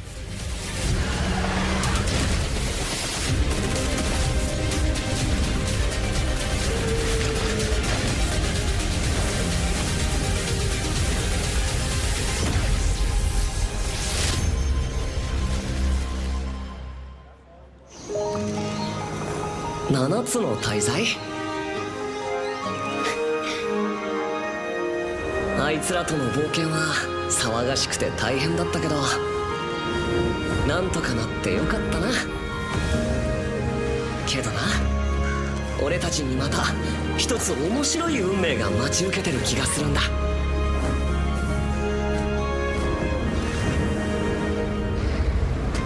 多分楽な冒険じゃ。 Yeah, I watched Violet play a bit of it. Oops, wrong. I watched Violet play a little bit of it. No thanks. I'm good. 乗り越えられるさ。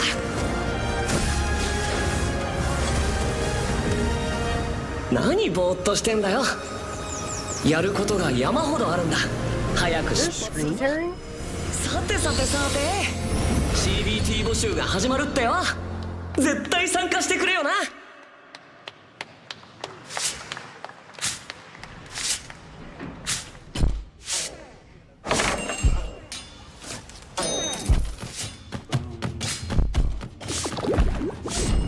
No, I don't think so. Just my eyes. You can finally get an Xbox. I would actually be really down to get that one. If it wasn't $5 bajillion. But if I got sent that, which I wouldn't, I'm not big enough. But if I got sent that, I would be so fucking hyped. They would never do that. I'm not big enough. But I would be so hyped. Like.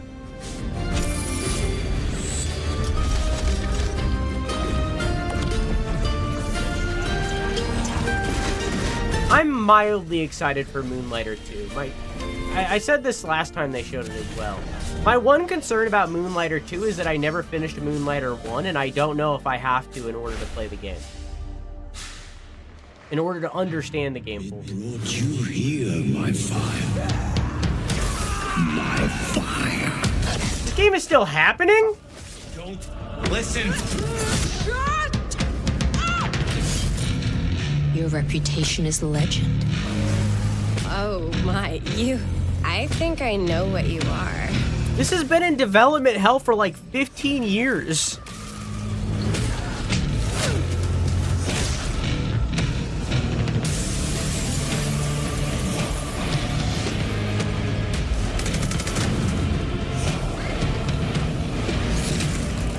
So Weary is the wanderer that treads on the fertile soil. It's like 900 something, Ace. Maybe like a little above 1,000. I can't remember. I think there's like different models that you can buy. And I don't think any of this is confirmed yet. Have a firm release This date is for rumor. Vampire Bloodlines 2, October Officially, no, these are rumors. this year. And next, since we're here in Germany, it is only fitting to Yeah, these are spotlight a leaks. homegrown success story. The deep survival crafting of Enshrouded from Keen Games in Frankfurt. Still in early access, Enshrouded has already let friends adventure, fight, and build together in endless ways. But tonight, the world is about to change forever. A new force is coming, one that will redefine how you explore, how you build, and how you survive. It's a monumental edition, and you're hearing about it first, right here at Opening Night Live. Listen. I dreamt of a time before the corruption and the fight for survival. I dreamt of a shimmering home and of exile. To find peace, we must brave the deep. Here, Alan Wake of the Water? old gods whisper. Old Gods of Asgard? Fury awakens. Ancient Fury? The Dark Presence? We shall purge the profane and command the water to yield to our will.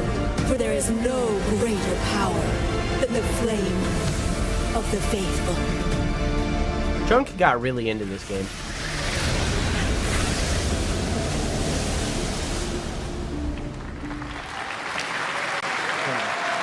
Awesome. And tonight at ONL, we have news of the latest Xbox franchise that is coming to PlayStation for the first time, and the reveal of brand new expansion as well.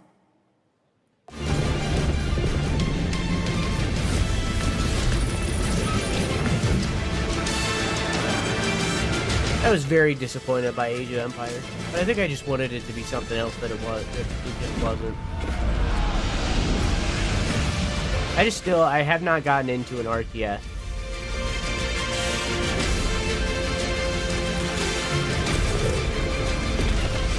Yeah, I don't think that's confirmed, Keon. They haven't announced the price yet? Yeah, they haven't. I don't think they've confirmed the price. It's just a leak from, I think it was Bilbo Coon, who's pretty reliable, I think. I could be wrong on that. It was from a reliable leaker. But it has been leaked, but not confirmed. Yeah, also, the leaked price might be raised by the time of release because of the tariffs. That is true. They did just raise the price of PlayStation 5.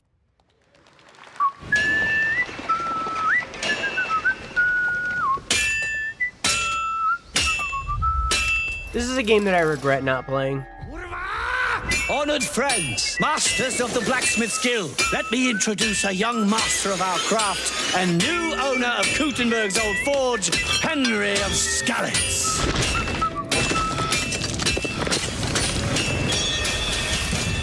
Ready?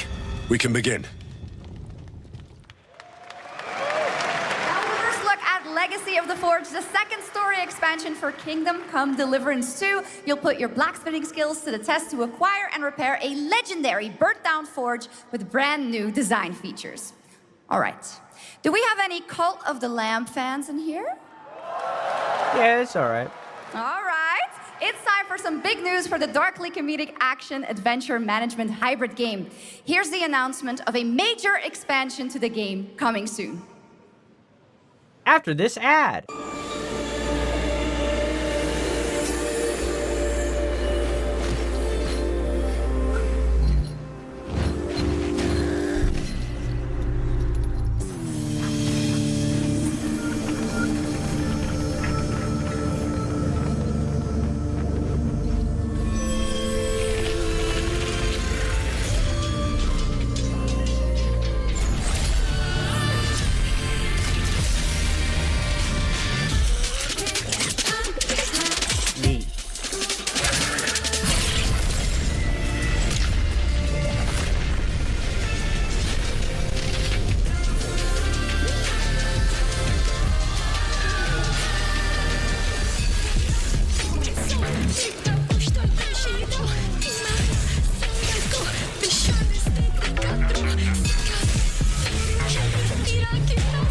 Fortunately, the composer for this game recently passed away. I wonder who they brought on to do this music.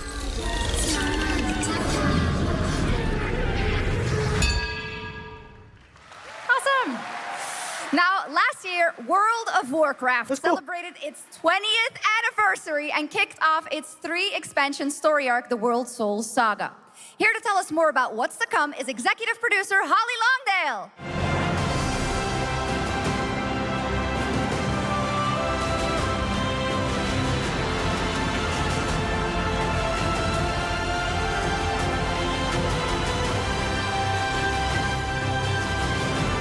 Hi, Devi. How are you? Chat, how do we feel about the title Midnight as an expansion to World of Warcraft? Hello. Because I feel like Burning Crusade, Wrath of the Lich King, like I just don't think it fits. Our next adventure, World of Warcraft Midnight. She does kind of look like J.K. Rowling. That's true. I'm excited to welcome you all home with our new housing feature. And if you're here at Gamescom, please come by and check it out on the show floor. We have a lot coming in this next expansion, our 11th expansion. Would you have preferred Midnight? There's a looming Maybe. I don't know. I just think it just doesn't fit with the rest of their expansion names. Home of our blood elves. But Midnight is also about light and about hope and about heroes. I don't think Midnight is about light. Needs them most. And it's about. I don't think. I think that might be the one thing that Midnight isn't about. Actually, I think. It all starts at the Sunwell. And if any of you have ever played WoW, do you remember the Sunwell?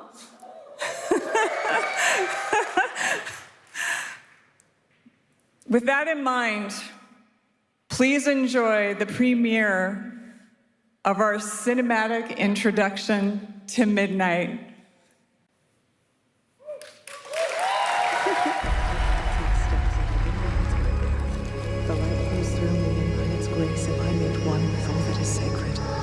The light guides my steps and illuminates my path. The light flows through me, and by its grace am I made one with all that is sacred. The light Liadrin, it has begun. I need you with me on the wall. Gorthamar, the void will envelop us soon. Only the light. Happy birthday, Varian. But now in your time zone, the incorrect time zone. A happy birthday. Has passed.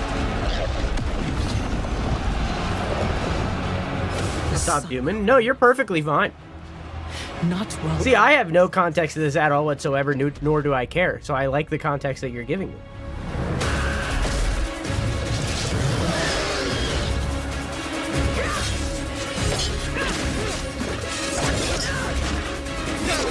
Little elves.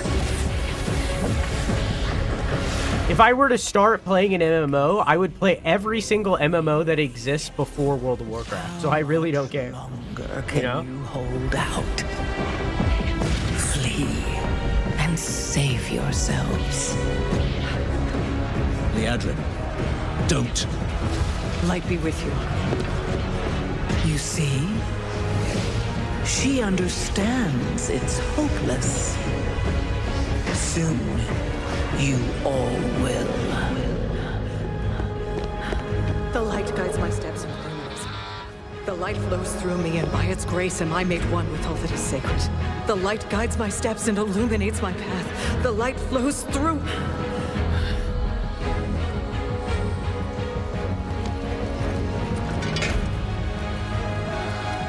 Y'all ever take a dip in the sunny day?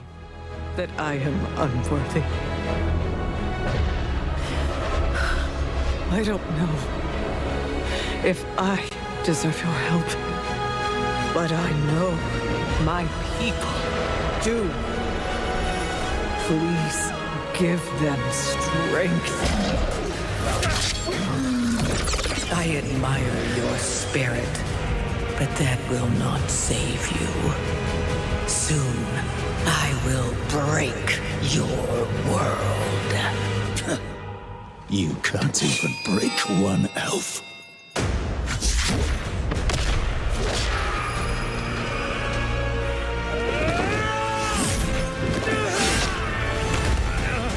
This darkness comes to devour. That line was pretty fire. And when it is finished, there will be no more light. Without your aid, we will perish. I beg you,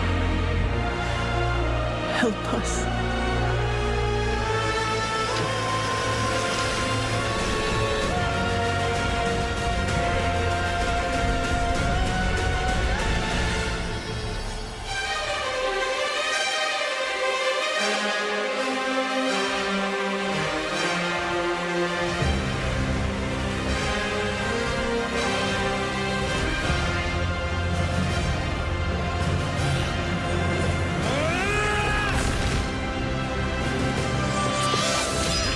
Oh yeah, for the Horde Black. Just be clear where I The feel. Sunwell will not fall. Not while we draw breath.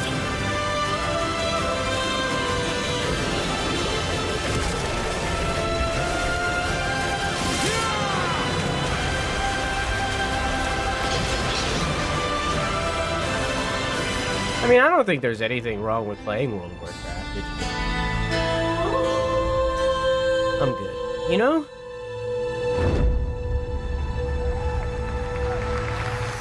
Hey, Floof, how you doing?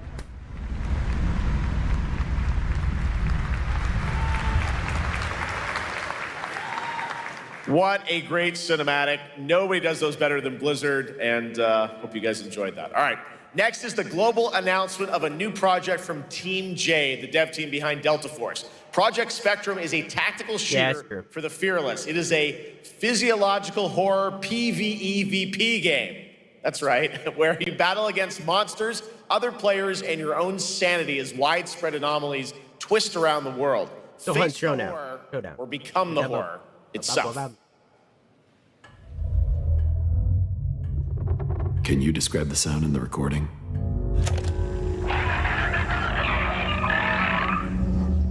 Wrong. Sorry.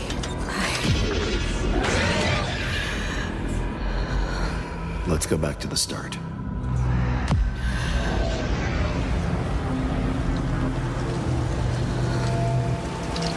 I remember the wind, strong wind. What the hell happened here?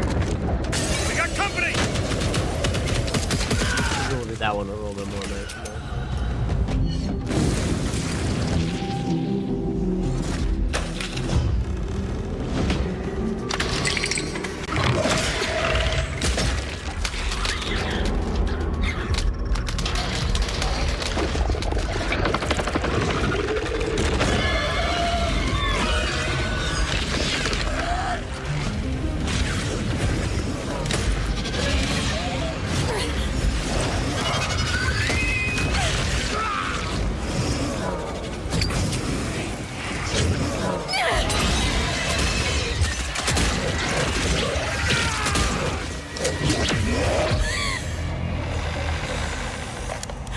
The loss is too heavy for you.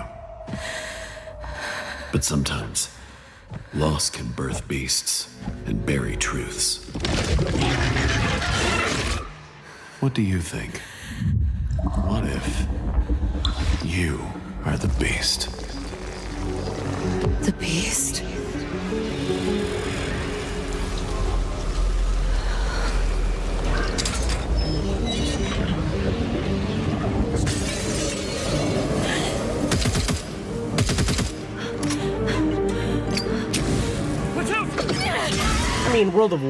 I mean, both, yeah. World of Warcraft hasn't been what it was since, like, what, 2006?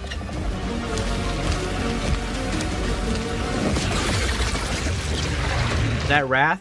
2006? Ever since then, it had, like, one resurgence with, like, a couple expansions ago that a lot of people said was quality, but then it lost it again.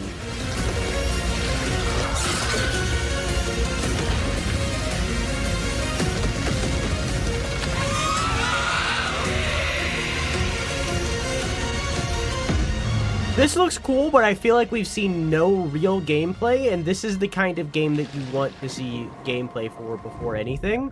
So I just am not sold on this. That's kind of why I haven't been like fully dedicating to focus to this, because like in reality, for what this game is, for what Jeff described this game as, none of that means anything. So I don't really care until gameplay.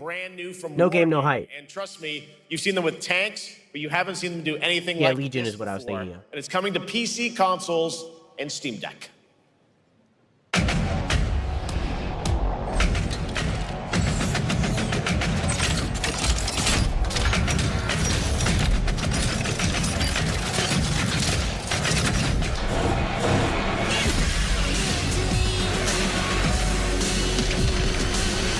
I'm so proud of them, Drew. Good. No game, no hype. You're gonna show all of that. Like it means nothing to me. Like if they were showing a single player story game, this is crazy. By the way, this is crazy things that are happening on my screen right now. If it was like a single player story game, then like sure, some of that would have mattered. But like it's a PvPvE horror game. None of that means anything to me. So no game, no hype.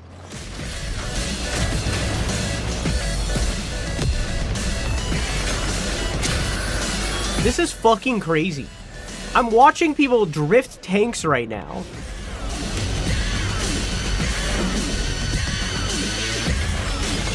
This is what Fast X should have been.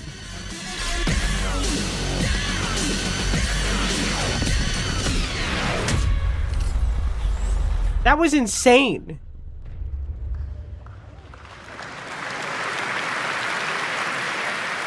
This October, Sucker Punch and PlayStation take us back to the year 1603 into the sandals of Atsu, a lone ronin driven by a single purpose to avenge the brutal slaughter of her family at the hands of the ruthless Yotei 6. Tonight, we have a new look at the deadly, beautiful world of Ghost of Yotei.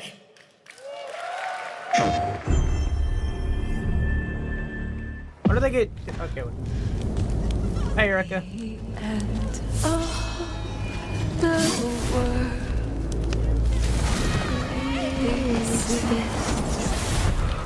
only in our mind.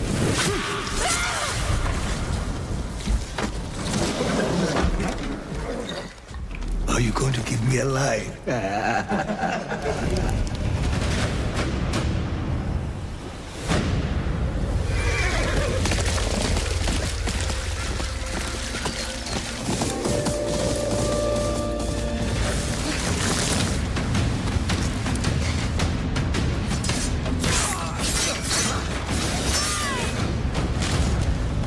Swordsmith's daughter. I watched that tree burn. How did you escape? Same way. I survived every battle. The thought of killing you.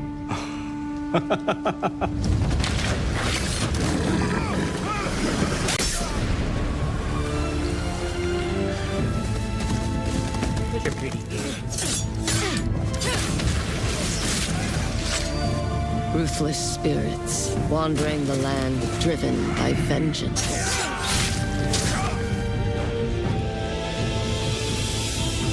Sometimes I feel like that is what I am. Such a pretty game.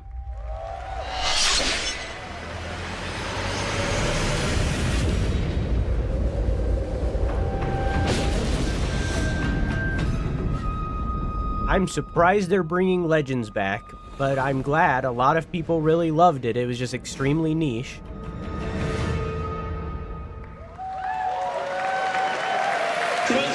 But I don't have a PS5 and I'm not getting one, so... There you have it, an amazing new look at Ghost of Yotei, out October 2nd for PS5, and confirmed today on ONL, it's also getting a Legends co-op multiplayer DLC in 2026 with fantastical supernatural story and survival missions, all free if you own the base game. For nearly 3 decades, Resident Evil has terrified, thrilled, and defined the survival horror genre.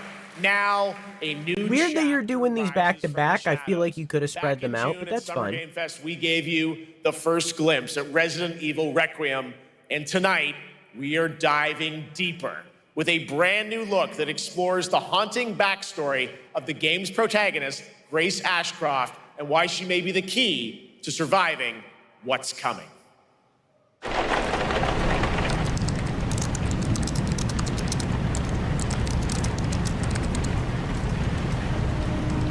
Why is it like a heavy load or?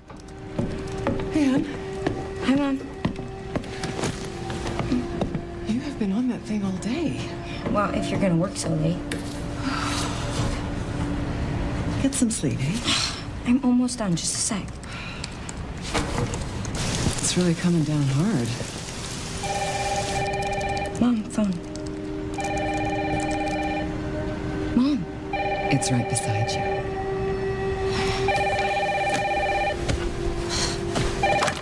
Hello? Miss Ashcroft? Yes. And now they sampled your voice. Now they're gonna make an AI out of it. Who was it? Dunno. They asked for Miss Ashcroft and then they hung up on me. Rude. What the? They're coming. Grace, we need to go. Go where? Mom, what's going on? Hurry. Wait, who's coming? What's wrong? Shh. We need to keep our voices down. This is ridiculous. Come on.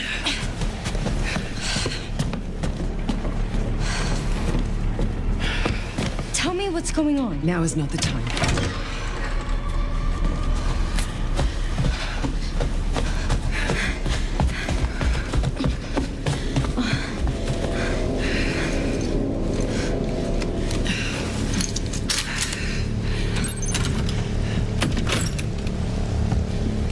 Stay close.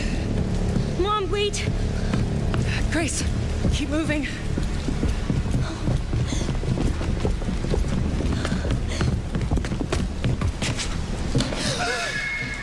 Oh, who's that? Oh, I'm so sorry about the power outage. What happened? I love him already. No excuse, and I apologize for the inconvenience. Oh, no, it's fine. Don't worry. I should have it fixed soon. I just need to find my... No, I loved him! What the hell, dude? I just got attached emotionally! Grace, look at me. Grab my hands. Okay, look at me. Look at me. In and out. Breathe in and out. Oh, Grace. I promise you, I will explain this all to you one of these days.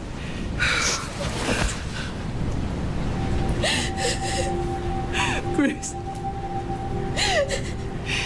Please know that you are my hope. Never. Go back a little bit.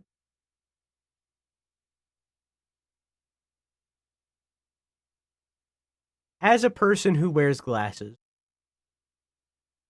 she is hugging her mother right now. And because the frame of her glasses have not moved a single millimeter, the fucking corner and bar is fucking riding into her arm. Because it's not pushing up, it's not pushing in. Okay, cool. We can proceed now. Never forget that. What are you talking about? Just... I love you. I love you too. Okay. Mom, I'm scared. No. We need to find a way out of here now. But we don't have any of our stuff. We can come back for it later, Grace.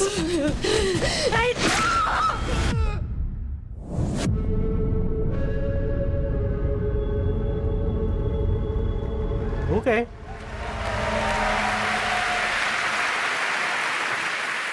That game is insane. I got to see that sequence in Osaka about a month ago. There's a lot. My next video is going to be all about Resident Evil. It was Well, the most partially. wishlisted title coming out of Summer Game About Fest perspective. this June.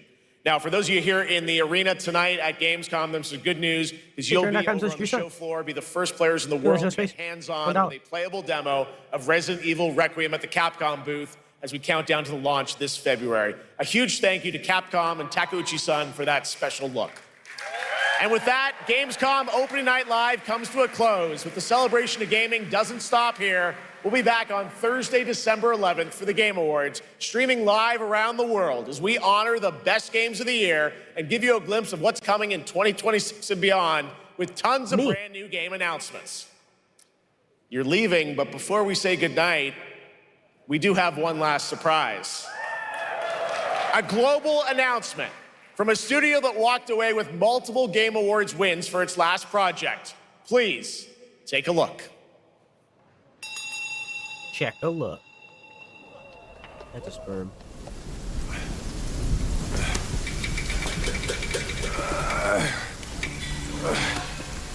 Brother, help me here. Ta-da. You ain't even trying. It's all me.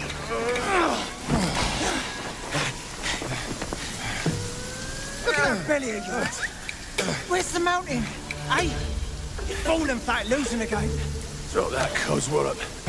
Master will take us back, as long as we keep that mountain in our heart. Hey. No scolding, no flogging, life spared. No risk going back. This place, we've got food on our table and...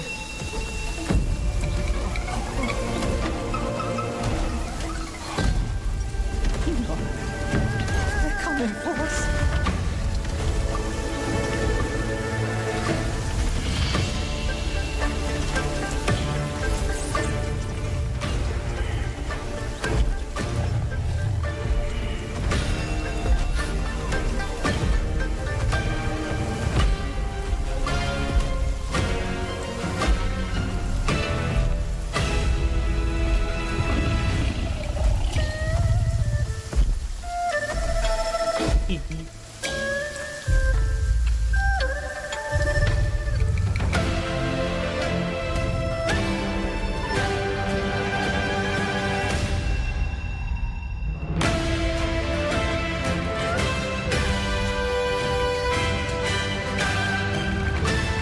Black Myth Zongqi.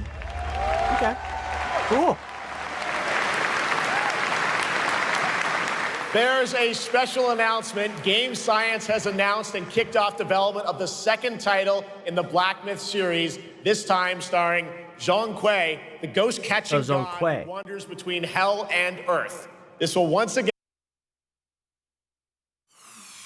I would like to remind you that the developers of Black Myth Wukong and now Zhong Kui had many rumors and leaks in relation to them being a sexist workplace with sexual harassment claims like crazy. And their response to that was to, instead of addressing them, to stop marketing and stop talking about it.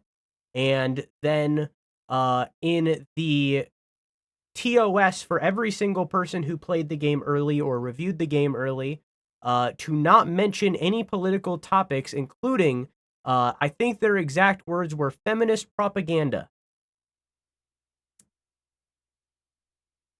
Okay, cool. Can be a single-player ARPG rooted in ancient Chinese myth and folklore. And don't worry, to those who love the Black Myth series, the westward journey won't end here either. It's been amazing opening night live tonight. Thank you so much to Shox for joining me.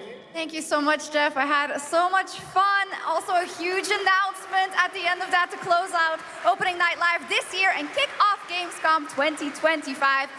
It's been so much fun to host this. Also, I say again, what an amazing show. I love that China is getting into game development. I'm glad that China's making more games. It's absolutely crazy that they're making the same game. Audience in Cologne, what a great night. Have a great Gamescom 2025. It's absolutely wild that every game coming out of China is the same game, but I'm glad they're getting into game development and stuff. That was Gamescom Opening Night Live. Kind of a lacking show. Not necessarily because it was lacking. It's pretty on par with other Gamescoms. Like I said, this is mostly like updates and stuff for games that we already know. Very few like reveals at a Gamescom. But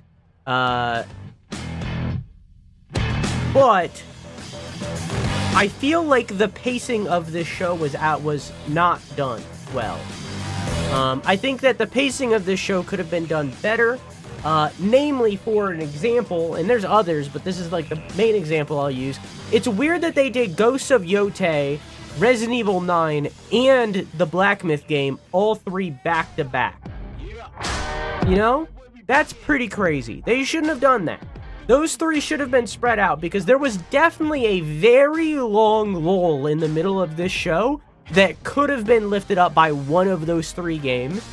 And they should have been. And it's a shame that that lull was left in. But we're not done yet. We got one more thing. They mentioned it, but all it was the beginning of a countdown. Hang on 1 second. Okay. No, I'll stay bit. I'll stay bit. Oh, okay.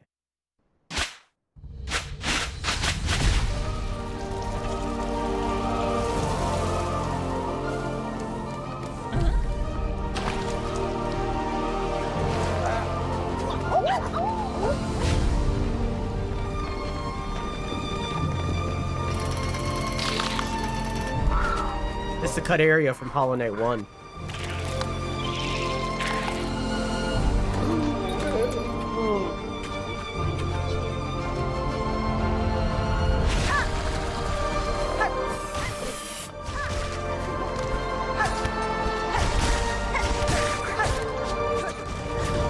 Is that ant people? Another moth?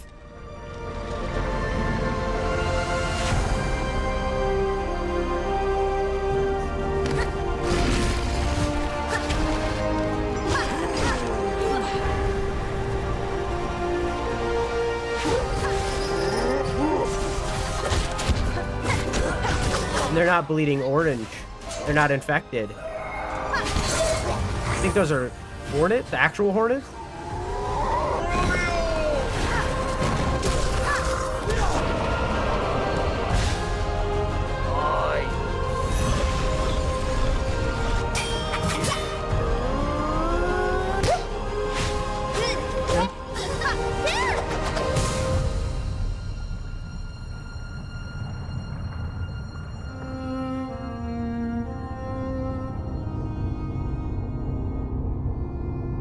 The Abyss.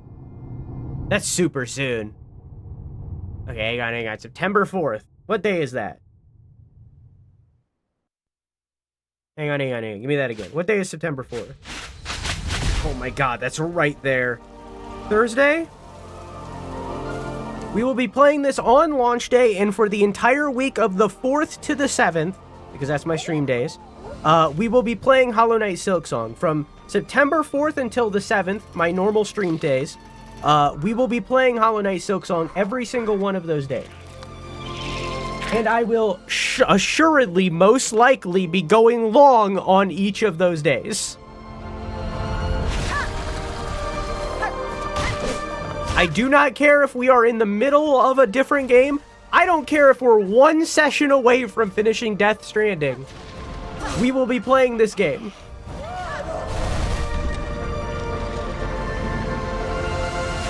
Man. Okay, hang on. I want to go back. Hang on. I want to consume. I've been watching, but I want to consume. Let's do a little theory crafting, chat. Let's do a little theory crafting. So we don't know when this takes place in relation to Hollow Knight, I don't think. I believe it's after it. I think. I don't know the premise of this game, honestly. But we got this Bone Kingdom, right? This is a cut area from Hollow Knight 1 that they're now bringing into this game. We got fucking weird fly creatures that are different. We got a big ass blacksmith. We have give me that again. This will be the rest of stream. We got Deep Docks at Pilgrim's Rest Greymore. I like that they have these pins. This is way better. Those look like a similar kind of creature as Hornet. We got ants. Another moth is crazy. That thing had titties.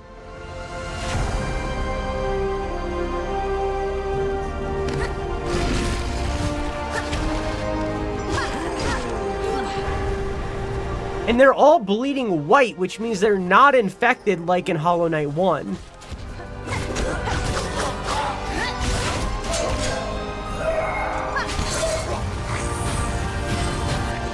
Whoa, what was that? Show me that again. I didn't notice that.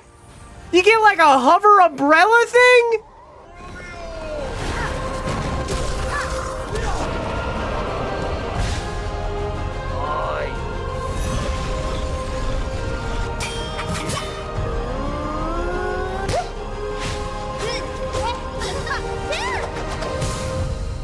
Goddamn. Goddamn. Goddamn. My one hope from this that we didn't see here, and maybe it was in a different trailer, I don't remember anymore. This game's been getting trailers for 7 years. Is I hope that we get more snails. Because that was a thing that was vastly missing from Hollow Knight 1. Is there wasn't that much snail lore. I hope that in this game we get more snail lore. I want more snails. But anyways, that's the end of Gamescom. That's it. Gamescom. Game's done.